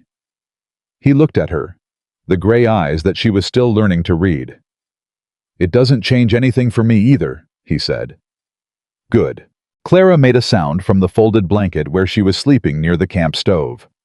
They both looked at her. The instinct to look was immediate in both of them, and it happened before either of them thought about it. Ethan looked at the child with an expression that did the complicated thing Cecelia had been watching it do since the morning Clara was born. The grief and the something else both present, neither canceling the other. "She looks like you," he said. "People say that. Pearl said it. May said it." He paused. "I said it to myself 3 days ago, but this is the first time I've said it out loud." She looked at him. "You've been thinking about her," she said. "I've been thinking about a lot of things," he said. The quiet that came after that was different from their usual quiet. Their usual quiet was easy, the comfortable kind that came from two people who didn't need noise to fill space. This one had weight to it, the kind of weight that meant something was being decided. "Your family," she said. "You mentioned once they wanted you to go back." He looked at his hands. "My mother, my brother, they're in Denver. They've been in Denver for 7 years since they left the territory. My mother believes the ranch is," he chose the word carefully, "a form of hiding." "Is it?" I was quiet for a moment. "Maybe it was, for a while." He looked up. "After Clara, after my wife, I came back here because this was the only place I understood how to be." He paused. "But I've been thinking lately that understanding how to be somewhere isn't the same as it being where you belong." She sat with that. "What does your mother want for you?" she said. "A suitable woman, a Denver house, a life that looks right from the outside." He said it without bitterness, just as fact. "She wants me to stop being sad. She thinks those things will accomplish that." "Will they?" "No," he said simply. She looked at Clara. "What would?" she said. The silence stretched. She had not meant the question to be the question it was. Or perhaps she had, she wasn't sure, and the uncertainty itself was information. "I don't know yet," he said, "but I think I'm figuring it out." She did not look at him when he said that. She looked at her daughter. But she heard it. 3 days later, Fetterman sent a letter. She read it twice at the camp stove in the early morning, Clara asleep in the makeshift cradle Ethan had built from scrap lumber and left outside the door one morning without announcement, which was so exactly like him that she had felt something warm and complicated in her chest when she found it. The letter said that the county commissioner had agreed to a full review of Aldrich's water filing and that the review would include testimony from affected landowners. Fetterman believed, based on the survey data and the prior use documentation, that the Barrett Spring claim would not survive full review. But the process would take 4 to 6 months, and in the interim, Aldrich could make things operationally difficult. He also said something at the end of the letter that she read 3 times. He said that 2 other valley landowners, the Fisks and a family named Crandall, whose land she had not yet visited, had come to his office independently to ask about joining the review process as interested parties. He did not know what had brought them in. He thought she might. She folded the letter. She thought about the Fisk kitchen table and what she'd said. We find out what this valley is willing to do together. Apparently, the valley had decided. She put the letter in the tin box where she kept her important documents underneath her deed and her water right documentation, and the 2 letters from the time before Montana that she kept, not for sentiment, but for the same reason she kept everything, because they were true, and because true things sometimes needed to be held on to. She picked up Clara, who had woken in the manner of newborns completely and without warning, and held her and thought about what came next. What came next was Aldrich would make things operationally difficult. He had said so himself in the language of a man telling you something as a threat because he thought you were afraid of threats. She was not afraid, but she was also not without clear eyes about what difficult meant. It meant things that would happen that she would need to be ready for. Problems that would not announce themselves as problems until they had already become them. She was 8 days out from giving birth. She had a cabin with a finished roof and a door that still needed hanging and a barn she hadn't started, and 40 acres that weren't yet earning anything. She had a daughter who was 8 days old and who would need to be on the land when the land needed working. She had a valley that was beginning slowly to decide to hold together, and she had a man who had built a cradle and left it outside her door without asking for credit, who had said, "I don't know yet, but I think I'm figuring it out," and whose face did the complicated thing every time he looked at her daughter. She sat in the early morning with Clara and thought about the word trust. She thought about what it had cost her. What it had cost her to build the walls she had built against it, and what it would cost her to take them down. She thought about the things she had said to Clara on her first night alone in the new cabin, while Pearl slept in the corner and Ethan sat outside in the dark with May. "I'm working on it." She was still working on it. But she was beginning to think that working on it might not be something she had to do alone anymore. Outside the cabin, the morning was coming in clear and sharp and hot. Montana summer, relentless and demanding, and also in the early hours before the heat settled in completely without apology. She had come to respect that about it. The land here did not pretend. It was what it was, and if you understood what it was and worked with it accordingly, it would hold you. She intended to hold it back. Clara made a sound against her shoulder, small and serious. An announcement. "I know," Cecelia said. "I know." She got up. She started the stove. She began the day. And somewhere on the other side of the ridge, on 2,000 acres of mountain ranch that had been worked in grief and solitude for 12 years, a man was beginning his day too. And for the first time in a long time, he was beginning it. Thinking not just about what the land needed from him, but about what he needed, and where more and more clearly he believed he was going to find it. Clara was 3 weeks old when the fence came down. Cecelia heard it before she saw it, a sound that was wrong in the specific way that sounds on a working property were wrong when something structural had failed. She was inside the cabin feeding Clara in the early morning quiet, and she heard the particular crack and drag of a post pulling loose from ground, and she knew before she got to the door what she was going to find. The eastern fence line. 40 feet of it, the section that ran closest to the boundary with the Aldrich North Range. Posts pulled clean from the ground, wire dragged aside, and through the gap, moving with the unhurried confidence of cattle that had been pointed in a direction, 6 head of Aldrich stock spreading out across her southeast corner. She stood in the doorway with Clara against her shoulder and looked at it. She had been expecting something like this. Fetterman had said operationally difficult, and she had understood what that meant. Not legal attacks, not direct confrontation, but the slow accumulation of small damages that added up to a life made harder than it needed to be. A fence down. Cattle on her land. The implication of accident. Nothing that could be easily proven as deliberate. She laid Clara in the cradle Ethan had made, took her rifle from beside the door, and went to deal with the cattle. She didn't shoot them. She moved them the way she had learned to move. Stubborn animals steadily without panic, using her body and her voice, and the rifle as a presence rather than a threat. It took the better part of an hour to push all 6 back through the gap, and when they were through she stood at the broken fence line and looked at the posts. They had not fallen.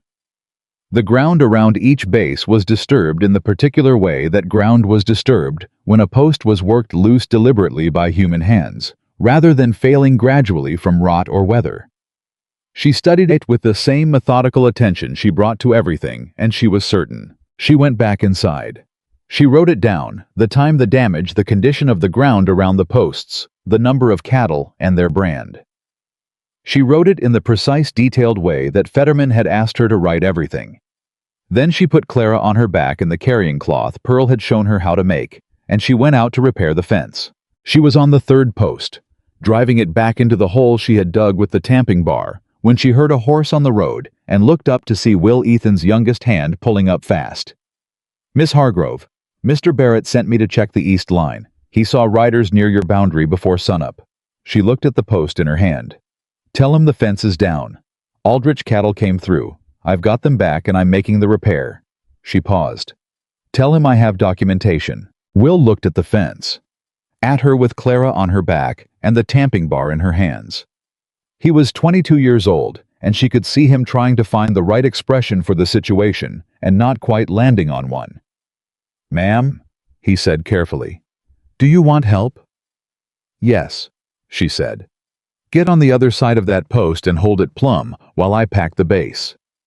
He got off his horse and held the post.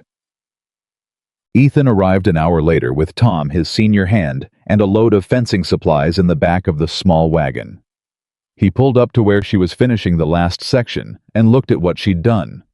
5 posts, reset wire, retightened the gap closed, and he looked at it for a moment without saying anything. "The 6th post needs a new hole," she said.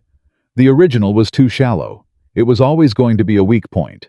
He got down from the wagon, looked at the ground around the base. "Someone worked this loose," he said. "Yes, I documented it." She shifted Clara in the carrying cloth. The baby was awake now, looking at the world with the serious and slightly indignant expression she had worn since birth, as if she had arrived with opinions and was waiting for the appropriate moment to share them. "Fetterman gets a written account by end of day." "This is going to keep happening," Ethan said. "I know." Howe was quiet for a moment. He picked up the post bar and began working the new hole for the 6th post, and she didn't tell him he didn't have to because they were past that. Now the two of them passed the particular protocol of offering and declining. He worked, and she worked, and Tom worked, and Will worked, and by noon, the fence line was solid in a way it hadn't been since she bought the land. Tom, who was perhaps 50, and had been with the Barrett Ranch for 8 years, and said fewer words per day than even Ethan, looked at the finished line and said, "Good work." And it was addressed to Cecelia as clearly as if he had used her name. She found to her mild surprise that it mattered to her. The second incident came 4 days later. Someone moved her boundary markers. Not far, 3 feet in 2 locations along the northern edge of her property. Far enough that when she walked the line in the early morning, as she had begun doing every few days, the stakes were not where she had put them. She found the original holes without difficulty, because she had paid attention when the stakes went in, and she paid attention to the ground around them, and the discrepancy was unmistakable. She stood at the misplaced marker and felt something she had been careful not to let become the primary thing: anger.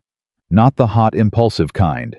The cold, precise kind that came from watching someone do something deliberately wrong and being very clear about what they were doing. She reset the markers to their correct positions. She documented the original holes and the new positions and the distance between them. She wrote it down. Then she went to see Fetterman herself. She left Clara with Pearl, which was the first time she had left Clara with anyone, and the leaving felt like putting down a weight that had become part of her posture. Noticeable, not because it was heavy, but because it was suddenly gone.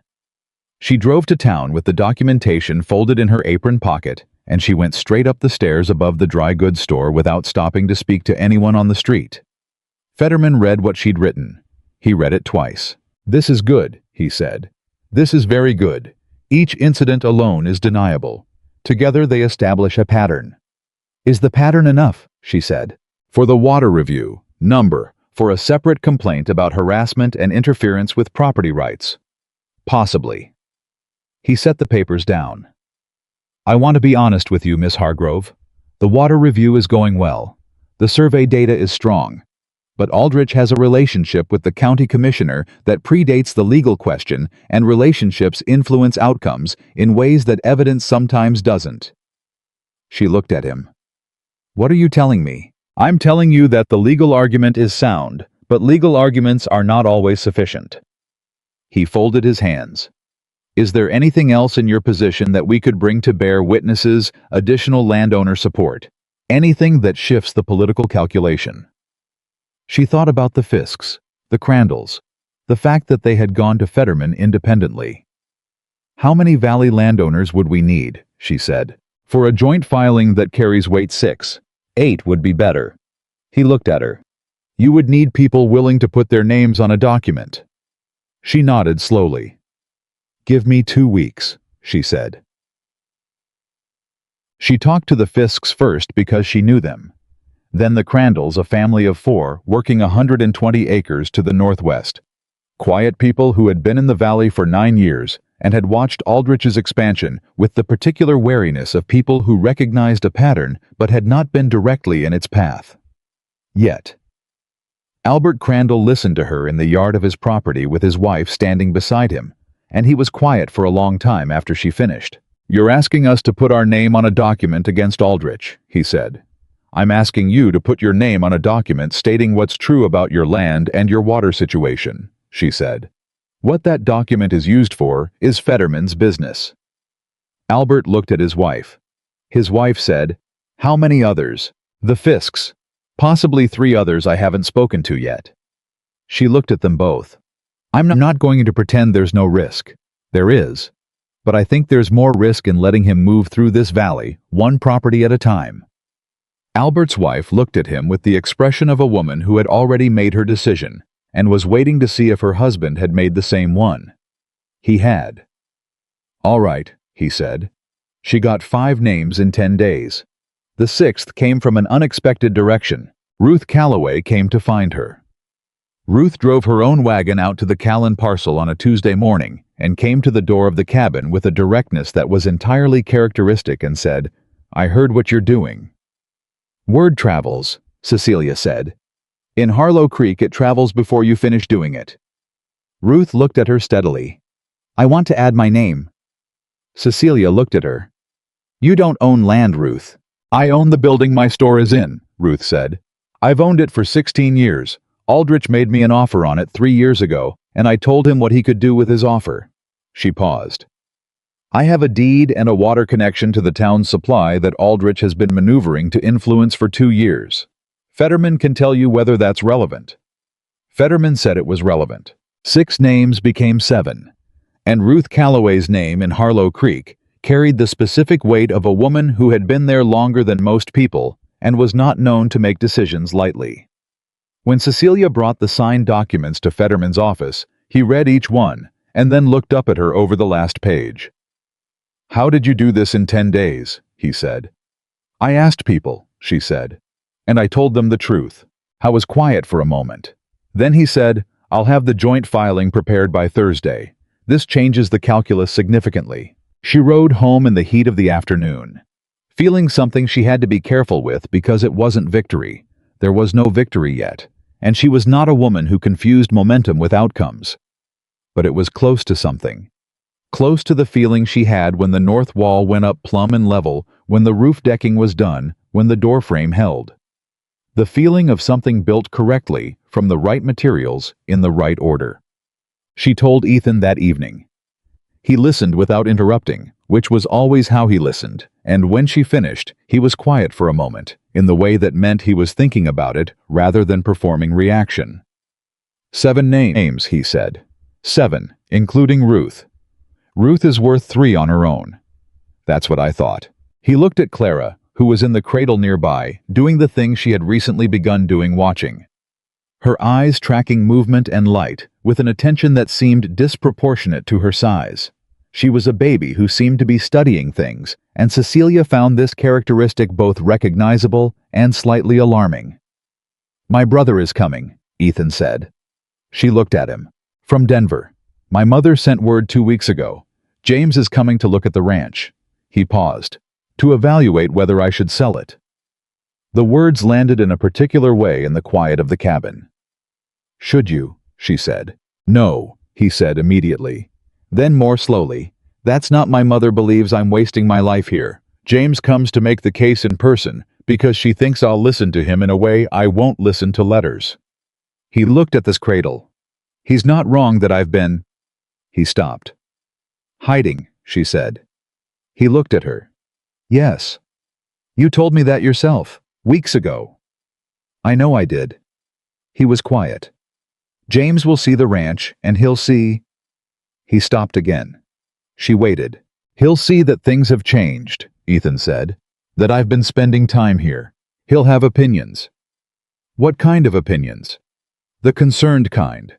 The kind that come from someone who loves you and is afraid for you." He looked at her directly. "And possibly the kind that come from a man who sees his brother getting close to a woman he doesn't know with a child she won't explain and thinks he understands what that means." Cecelia held that for a moment. "What does it mean?" she said. The question sat between them. Ethan looked at Clara. At the cabin walls. At his own hands. "I don't know how to say it without getting it wrong," he said. "Try," she said. He was quiet for a long time. Long enough that she thought he might not try, and she had decided she wasn't going to push when he said, "I came to your land the first time because I was curious. That's true. And I came back because the work needed doing, and I could see that, and being useful is—" He paused. "Something I understand how to be." He looked at her. "But I've been coming back for a long time now for reasons that have nothing to do with the work." She didn't say anything. "I know you're not—" He stopped. Started again. "I know what independence means to you. I know what it cost you to build it. I'm not asking you to give that up or change it or—" He pressed his hand flat against his knee, the gesture of a man trying to organize something difficult. "I'm saying that when I'm here, I'm not somewhere else wishing I were. And I haven't been able to say that about any place or any—" He didn't finish the sentence. Clara made a small sound. They both looked at her. She had reached up and grabbed her own hand with the other and appeared to find this development fascinating. "Her name," Ethan said. "When you named her Clara. I need to tell you something about that." "You don't have to. I want to." He looked at the baby. "Clara, my wife, she wanted children very much. We had been married 2 years when she got sick. We had talked about—" He stopped. His voice was steady, but the steadiness was the kind that cost something. "She would have been a good mother. She would have liked—" He stopped again. "She would have liked you. I know that without question." Cecelia felt something in her chest that she did not allow herself to look at directly for the same reason you didn't look directly at certain kinds of light.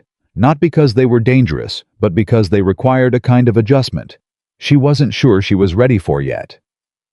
"I'm glad of that," she said. He looked at her. "I'm not asking for anything," he said. "I want to be clear about that. I'm not asking you to feel anything you don't feel or want anything you don't want. I'm just—" He looked at his hands again. "I'm telling you the truth. Because you've always told me the truth, and I think you deserve the same." She thought about what she felt. She thought about it honestly, the way she thought about everything without flinching away from the parts that were complicated, or the parts that were frightening, or the parts she didn't have neat language for. What she felt, sitting in the cabin she had built with her own hands, with her daughter in the cradle, a man had built and left without asking for credit. Listening to that man tell her the truth. What she felt was not simple. It was layered in the way that real things were layered. It had fear in it, the specific fear of someone who had been hurt in a way that changed the architecture of how they moved through the world. It had something else in it, too. Something she had not expected to feel this soon or possibly ever, and that she had been watching grow in the quiet spaces of the past weeks with the careful attention of someone who did not want to be surprised by their own heart. "Your brother James," she said. "When does he come?" Ethan blinked. The shift in subject had surprised him. "Next week," he said. "Bring him here," she said. He looked at her. "You want to meet him?" "I want him to meet me," she said.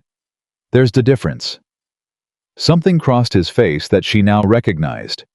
The thing that was not a smile, and also was not a smile. "All right," he said.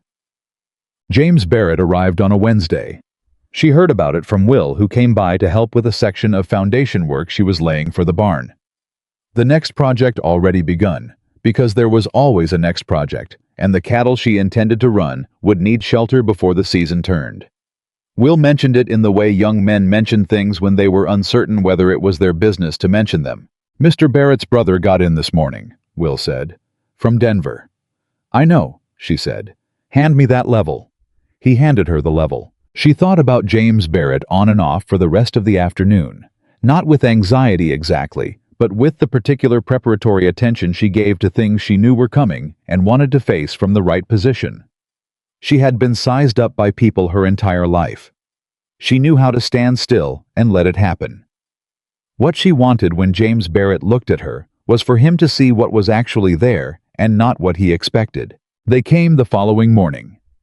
Ethan rode ahead, and James Barrett came behind in a rented buggy, which told her something about him before she saw his face. A man who traveled in a rented buggy in this kind of country was either unused to it or making a statement about his relationship to it. James was younger than Ethan by perhaps 6 years and looked less like him than she had expected, lighter in coloring, with an ease in his expression that his brother did not have the ease of a man who had grown up in cities and found them agreeable. He was not unfriendly. He was assessing her with a thoroughness he was not quite hiding, and she respected him for not quite hiding it, because hidden assessment was more difficult to answer than visible assessment. She was in the barn foundation when they arrived. Clara was on her back. She had a trowel in her hand. James looked at the cabin, at the barn foundation, at her with the child on her back and mortar on her hands. "Miss Hargrove," he said. "James Barrett." "I know," she said. "Your brother mentioned you were coming." She did not put the trowel down. "I'd shake your hand, but I'm in the middle of something." He looked at the foundation work. "What are you building?" he said. "A barn, 40 by 20. I need it before October." She set a stone and checked the level. "I understand you're here to talk to your brother about the ranch." He glanced at Ethan, who was standing to the side with the expression of a man who had known this was going to happen and had made his peace with it in advance. "Among other things," James said. "He should keep it," she said. She set another stone. "I'll tell you why if you want to know." James looked at her steadily. Then, with something that was close to genuine surprise, "All right," she told him. Concisely, because she was in the middle of foundation work, and conciseness was her natural mode in any case. She told him about the water situation, about Aldrich, about the 7-name joint filing, and what Fetterman said about its strength. She told him what the valley had been before and what it was beginning to become. She told him that the Barrett Ranch's position was not incidental to any of it, that its size and its water rights and its 12 years of operation were part of the structural integrity of what the valley could be. If Ethan sells, she said, Aldrich buys it, or controls it within a year, and then this, she gestured with the trowel indicating herself and the cabin and the barn foundation, and the 40 acres doesn't survive. Not because I can't fight, but because you don't win a water war against a man who controls the high ground and the primary source. James was quiet. "You've thought about this," he said. "I think about everything," she said.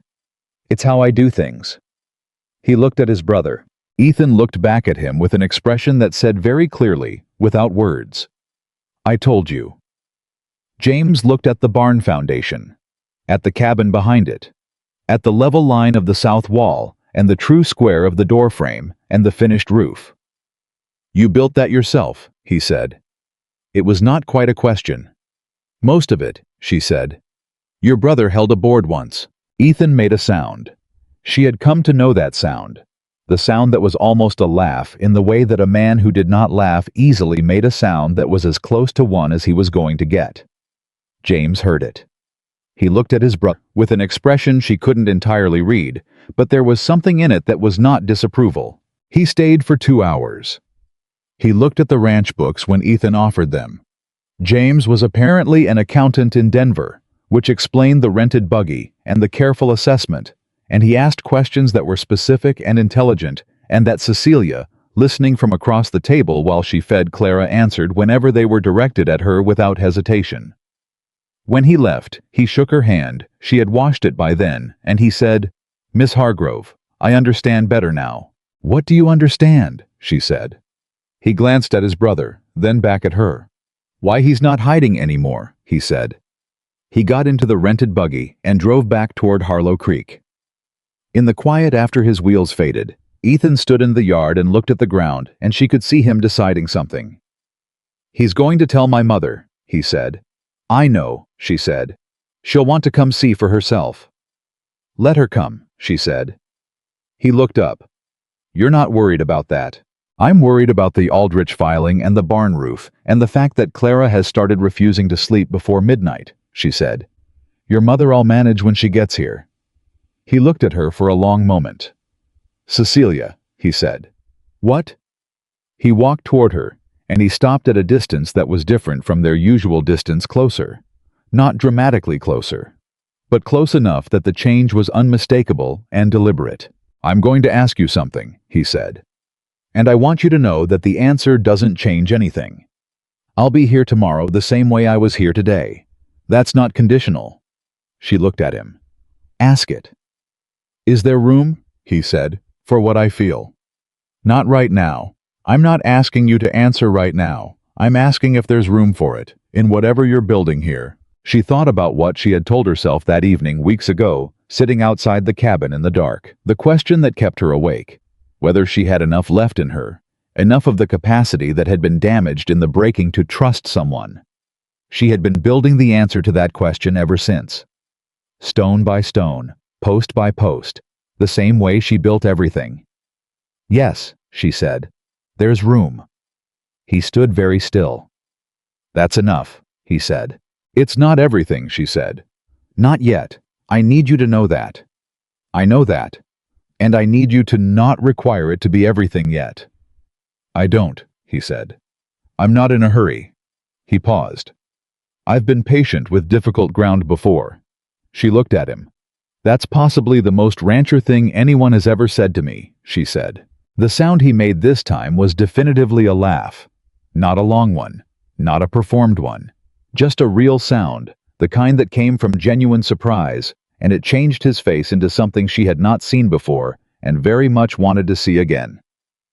Clara on her back chose that moment to make a loud and decisive sound of her own. They both looked at each other, and then at the baby, and then Cecelia said, "She always has to have the last word." "I wonder where she gets that," Ethan said. Cecelia started to say something, and then did not, because he was right, and she knew it, and there was no useful response to being accurately observed by someone who was paying the right kind of attention. She turned back to the barn foundation instead. "Are you going to help with this or not?" she said. He picked up the second trowel that was sitting on the supply board. "Tell me where you want it," he said. She told him, and they built. The joint filing landed on the county commissioner's desk on a Thursday morning. Fetterman sent word to Cecelia, by way of Will, who had become something of an unofficial courier between the Barrett Ranch and the Callan parcel.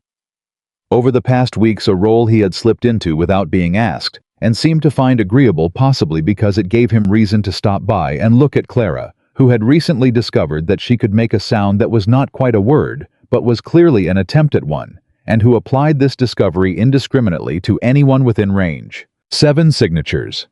The Fisks, the Crandalls. 3 other families whose names had come in during the final week through the particular network of trust that Cecelia had been building one kitchen table at a time. Ruth Calloway. And at the bottom, in the careful handwriting of a woman who had learned that precision in writing was the same as precision in everything else, Cecelia Mae Hargrove. Fetterman's note said, "The commissioner cannot ignore this.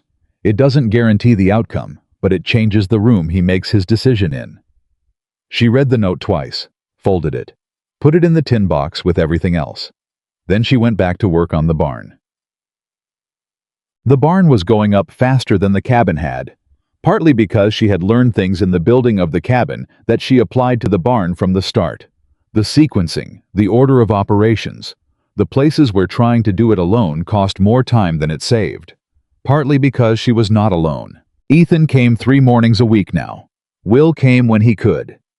Ed Fisk had appeared one Saturday with his 2 oldest sons and spent the day on the frame without being asked. And the following Saturday, Albert Crandall had done the same, and she had understood without it being said that this was the valley deciding what kind of place it was, not in a declaration, but in the accumulated weight of people showing up. Pearl came too, though not for the barn. Pearl came for Clara, and for the particular kind of company that did not require performance, and she brought May, who had appointed herself Clara's primary observer, and reported on all developmental progress to anyone who would listen with the seriousness of a naturalist documenting a new species. She tracked my hand all the way across. May announced one afternoon, demonstrating by moving her hand slowly in front of Clara's face, while Clara's eyes followed it with intense concentration. "Both directions. I timed it. She's fast." "She is," Cecelia said.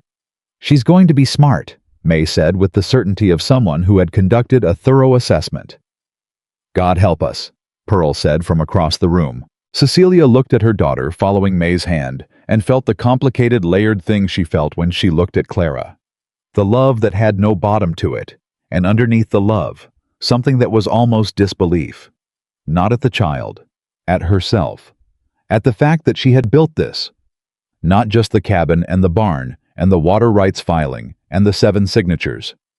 This, the room full of people, the child on the floor, the barn going up outside, the man who came 3 mornings a week and held posts and drove nails and was patient with difficult ground. She had built this from nothing. She allowed herself to feel that for exactly as long as it took Pearl to hand her a cup of coffee, and then she moved on because there was still the north side of the barn roof to consider. Aldrich made his move on a Tuesday, and he made it in a direction nobody had anticipated. Fetterman sent a rider not. Will this time a man from his own office, which meant it was urgent enough that Fetterman wasn't trusting the message to the usual channel. Cecelia was on the barn roof when the rider came. She climbed down and read the letter standing on the ground with the rider waiting. Aldrich had gone around the commissioner. He had filed a separate action with the territorial court in Helena, a claim that the Barrett water rights documentation contained a survey error that predated Ethan's ownership, which, if true, would place the spring's legal status in dispute, not just with Cecilia's right of use, but with the Barrett Ranch's own water security. The territorial court had accepted the filing for review. The review could take 6 months to a year.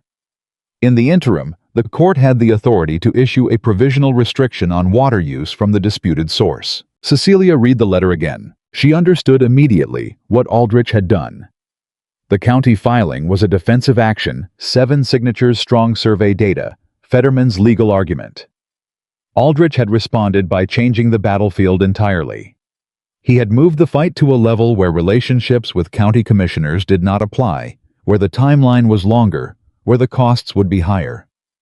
He had stopped trying to pressure individual landowners and had gone straight for the structural foundation, the Barrett Spring. If the territorial court issued a provisional restriction, Ethan couldn't use his own water. And if Ethan couldn't use his water, the Barrett Ranch, 2,000 acres, 300 head, was in serious trouble before the summer even broke. Cecelia told the rider she understood, and to tell Fetterman she would be in town tomorrow morning. She went back up to the barn roof. She drove 3 more nails before Ethan arrived. He had gotten word from Fetterman, too. He came fast, the particular pace she had learned to associate with him, having made a decision and executing it, not with anger, but with intention. He stood at the base of the barn and looked up at her. "Come down," he said. "I'm almost done with this section." "Cecelia." She drove the last nail, came down. He handed her the letter from Fetterman without preamble. She handed him hers. They traded and read in silence. "He's going after your ranch," she said. "He's going after both of us through the ranch," Ethan said. "He knows he can't win the county filing. This is his pivot." "How serious is the survey error claim?" He was quiet for a moment. The kind of quiet that meant the answer was not simple. "The original survey was done in 1869, he said. "My father commissioned it. I've had no reason to question it in 12 years. He folded the letter precisely. But surveys from that period were not always precise. Aldrich has been in this territory longer than I have. If he found something in the original survey documentation. Has Fetterman seen the survey? Not the original, the county copy. Get him the original, she said immediately. Today, whatever it takes. He looked at her. I know where it is, he said. It's in the ranch records. He paused. If there's an error in it. Then we find out now, she said. Not in 6 months when the territorial court has already issued a provisional restriction. He looked at her for a long moment. You understand what it means if the survey is wrong? Yes. It means the spring's legal status is genuinely uncertain. Not just disputed by Aldrich, actually uncertain. Yes, she said again.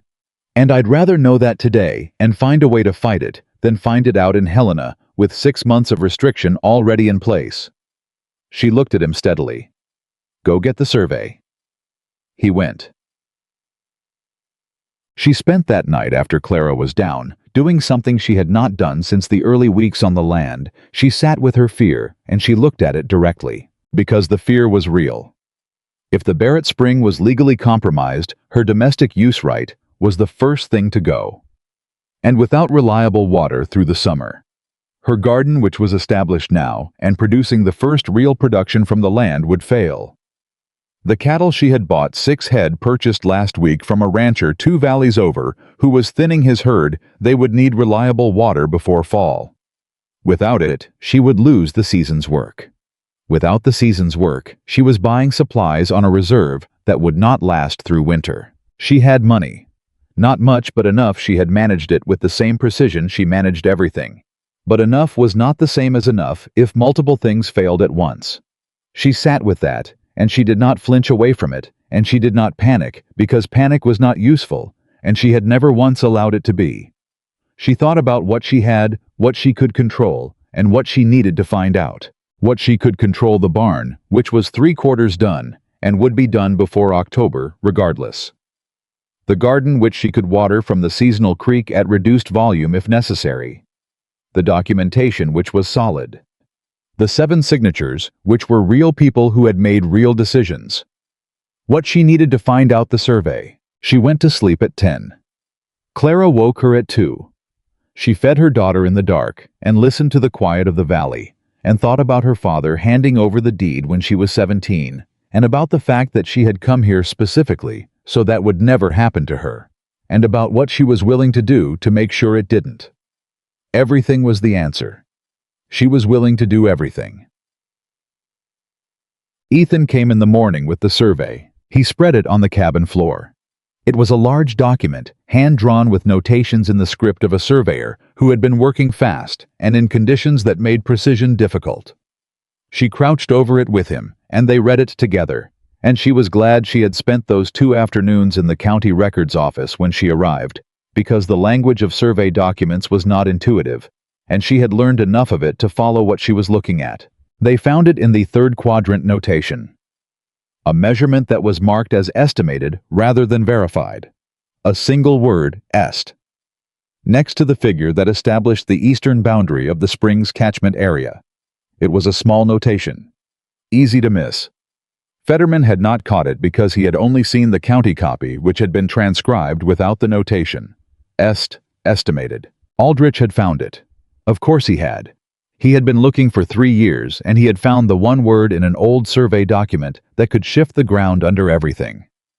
Cecelia sat back on her heels and looked at it for a long moment. He's had this for years, she said. Probably, Ethan said. His voice was even, but she could hear the thing underneath it. I was waiting, she said. He let the county filing happen. He waited to see if we were serious, and when he saw the 7 signatures, he played this. She looked at Ethan.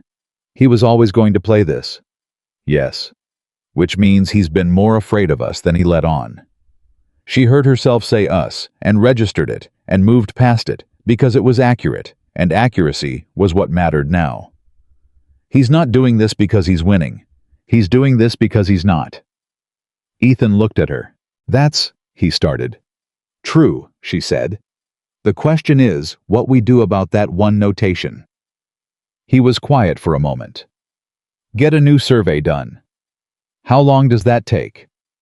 With the right surveyor, 3 weeks for this property, maybe 4. The territorial court filing is 60 days before they schedule a review hearing, she said.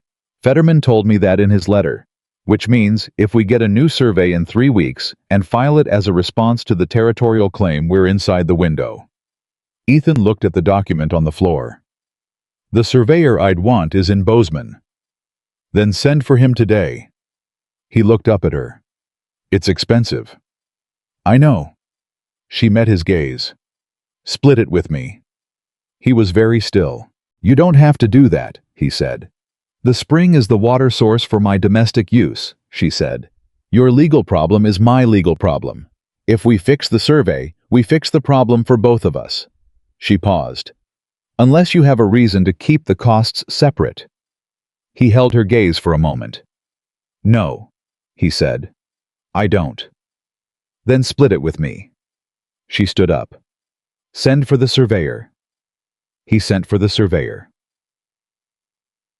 The letter from Denver came the same week.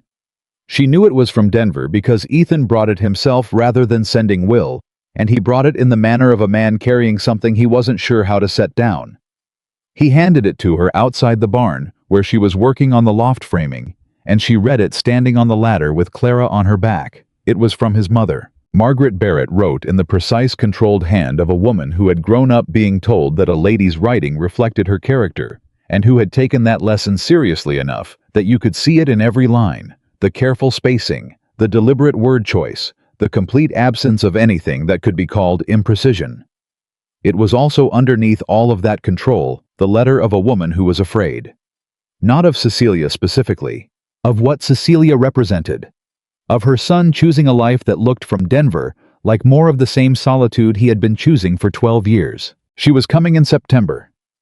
Cecelia handed the letter back to Ethan. She writes well, she said.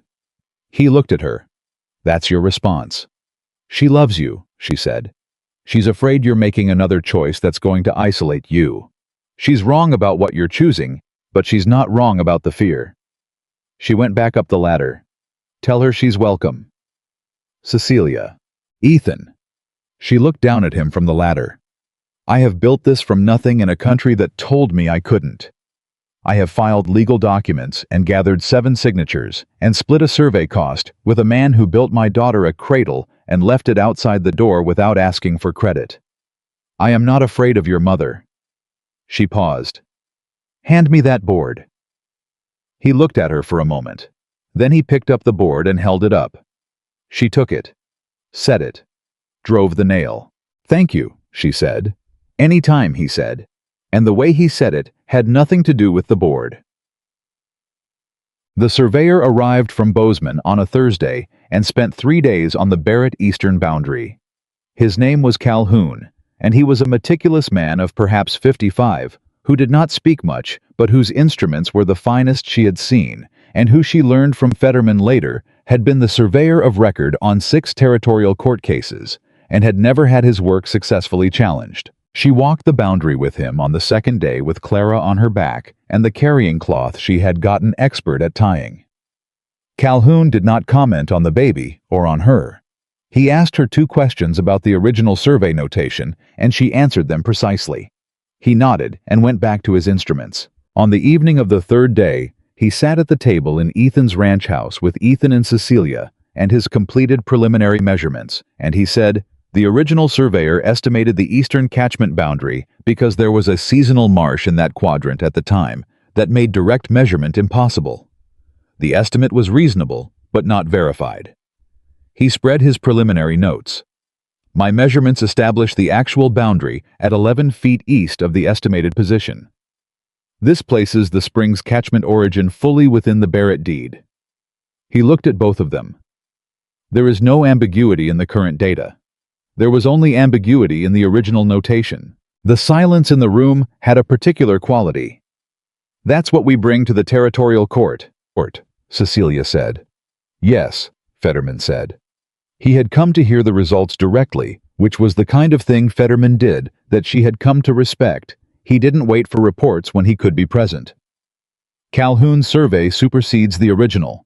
With this filed as a response to Aldrich's claim, the territorial court has no basis to issue a provisional restriction.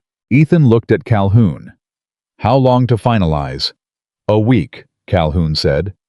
File it the day it's ready, Cecelia said to Fetterman. Fetterman looked at her with the expression she had first seen weeks ago when she had produced 7 signatures in 10 days. The expression of a man revising upward. Yes, he said. I will. The county commissioner issued his decision 2 weeks later. Aldrich's original water claim, the one that had started everything. The spring access dispute that Thomas Aldrich had been building toward for 3 years was denied. The 7-signature joint filing, combined with the existing Barrett water rights documentation, was sufficient to establish that Aldrich's prior claim lacked the verified basis required under territorial water law. Fetterman brought the decision to her himself. He drove out to the Callan parcel on a Friday morning and handed her the paper at the door of the finished barn, where she had been checking the loft framing before she let the cattle in for the first time. She read it. She read it again. It's done, she said. The county claim is done, Fetterman said. Aldrich can still pursue the territorial filing, but with Calhoun's survey in the record, his basis for that claim is now substantially weaker than when he filed it. My professional expectation is that he withdraws rather than take it to a hearing he is not likely to win. He paused. This is not a guarantee. Nothing is a guarantee, she said. No, he said. But this is a very good outcome. She stood with the paper in her hands and looked at it, and then looked at the barn, and then at the cabin, and then at her 40 acres of Montana ground that were no longer just hard and dry and contested, but were producing things. The garden was in the cattle, wherein the water was running, and the walls she had built were standing true and straight. She said, "Thank you, Mr. Fetterman." "Miss Hargrove," he said. "In my 23 years of practice, I have not met a client who prepared documentation the way you do." He was quiet a moment. It was a pleasure. He drove back to town.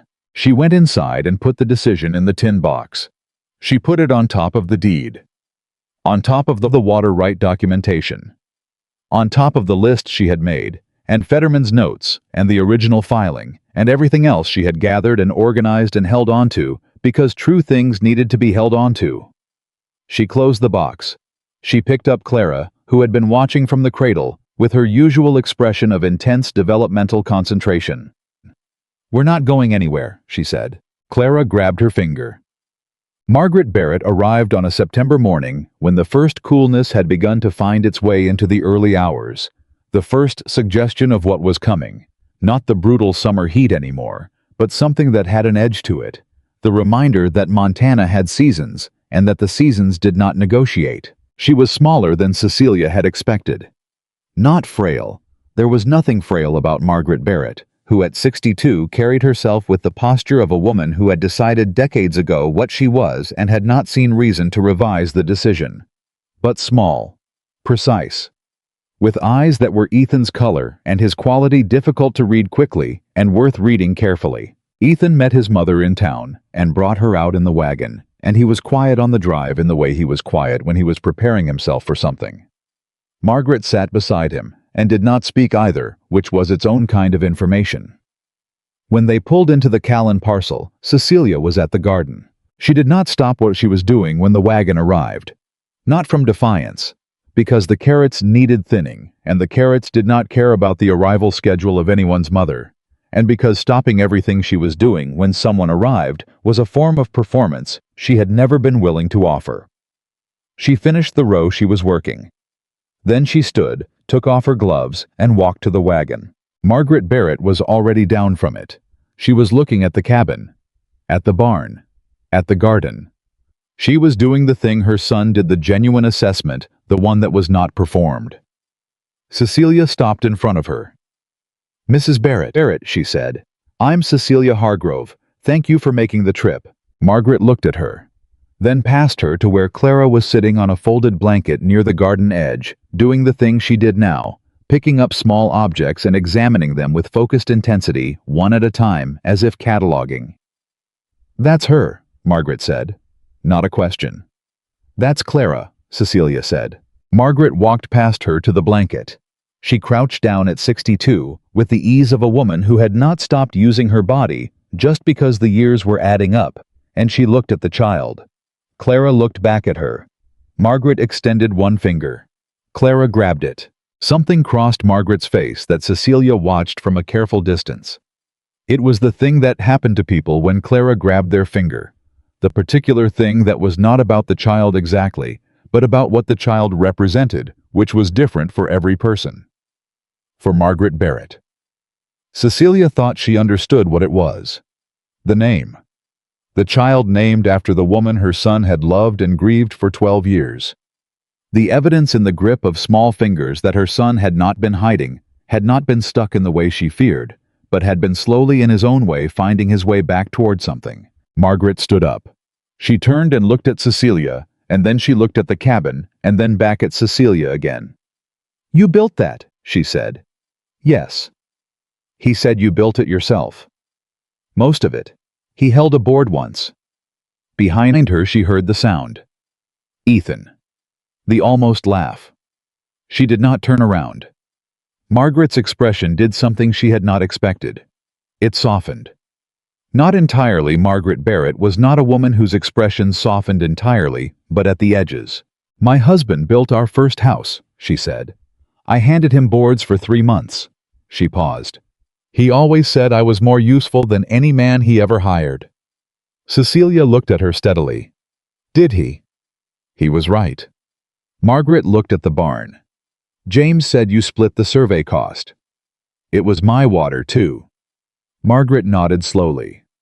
"He said you split it before you knew whether the survey would come out right." "That's when it needed splitting," Cecelia said. Margaret was quiet for a moment, the kind of quiet that was doing something. "He hasn't laughed in a long time," she said. "Ethan, since his wife." She stopped, started again. "James said he laughed, on the visit." "He has a good laugh," Cecelia said. "He's just stingy with it." Something happened in Margaret Barrett's eyes. The thing that had been assessing, evaluating, calculating it, completed its calculation and arrived at a result, and the result was not what Cecelia had braced for. "Miss Hargrove," Margaret said, "would you show me the cabin?" "Yes," Cecelia said. "I would." Margaret stayed 4 days. She slept in the ranch house Ethan had offered the guest room without being asked, and she came to the Callan parcel each morning with Ethan, and she worked. Not decoratively, not as a guest being given things to do. She shelled the dried beans from the garden and helped Cecelia put up the first of the preserves and held the level on a section of barn interior, framing that needed a second pair of hands, and she held it perfectly plumb without being instructed to. On the 3rd day, she held Clara for 2 hours, while Cecelia did the work that could not be done with the baby on her back. And Clara did not protest, which was notable because Clara had developed opinions about who held her and expressed those opinions clearly. On the 4th morning, Margaret stood in the cabin with a cup of coffee and looked at the south wall, the one that got the best light, and she said, "My husband would have liked you." "What was he like?" Cecelia said. "Stubborn," Margaret said. "Certain, not always right but never in doubt." She looked at Cecelia. "You would have argued with him constantly." "Probably," Cecelia said. "He would have loved every minute of it." She took a sip of her coffee. "He raised his sons to be good men. He did not entirely succeed in teaching them to be happy men." She paused. "I think you may be better at that than he was." Cecelia held that carefully. "I'm not trying to make him into something he's not," she said. "I know," Margaret said. That's exactly why I said it. When Margaret left on the fourth morning, she embraced Cecelia in the brief, firm way of a woman who did not waste embraces. "Write to me," she said. "I will," Cecelia said. Margaret held her gaze for a moment. "He's going to ask you eventually," she said, quiet enough that Ethan standing at the wagon could not hear. "When he does, don't make him wait too long. He's patient, but he's not made of stone." She got in the wagon. Cecelia stood in the yard and watched her go and thought about that. The Aldrich territorial filing was withdrawn on a Tuesday in October, which Fetterman communicated by letter that arrived on a Wednesday, and which Cecelia read at the camp stove. She still had the camp stove. She had come to think of it as a permanent fixture with Clara on her knee, and the smell of the first real autumn cold coming in through the open door. Withdrawn. No hearing. No further legal action recorded. She sat with that for a long moment. Then she went outside and stood in the yard and looked at what surrounded her. The finished cabins, solid and straight. The finished barn. The cattle already settled in it against the morning cold. The garden done for the season, the beds turned and resting. The fence line on the east solid and correctly staked. The spring 400 yards to the northeast, running clean and cold, legally hers to use. 40 acres of Montana ground that had been nothing when she arrived and was now something. She had done this. She was still doing this. She heard a horse on the road and knew before she looked whose it was. She had learned the particular sound of his approach, the way you learned things when someone had been coming to your place 3 mornings a week for months, not consciously, not deliberately, but in the accumulated way of attention over time. Ethan pulled up to the yard and stepped down and looked at her face, and then he said, "Fetterman's letter." "Yes." "Withdrawn." "Yes." He was quiet for a moment. He looked at the barn, at the garden beds, at the fence line. "It's over," he said. "The legal part," she said. "Aldrich is still in the valley.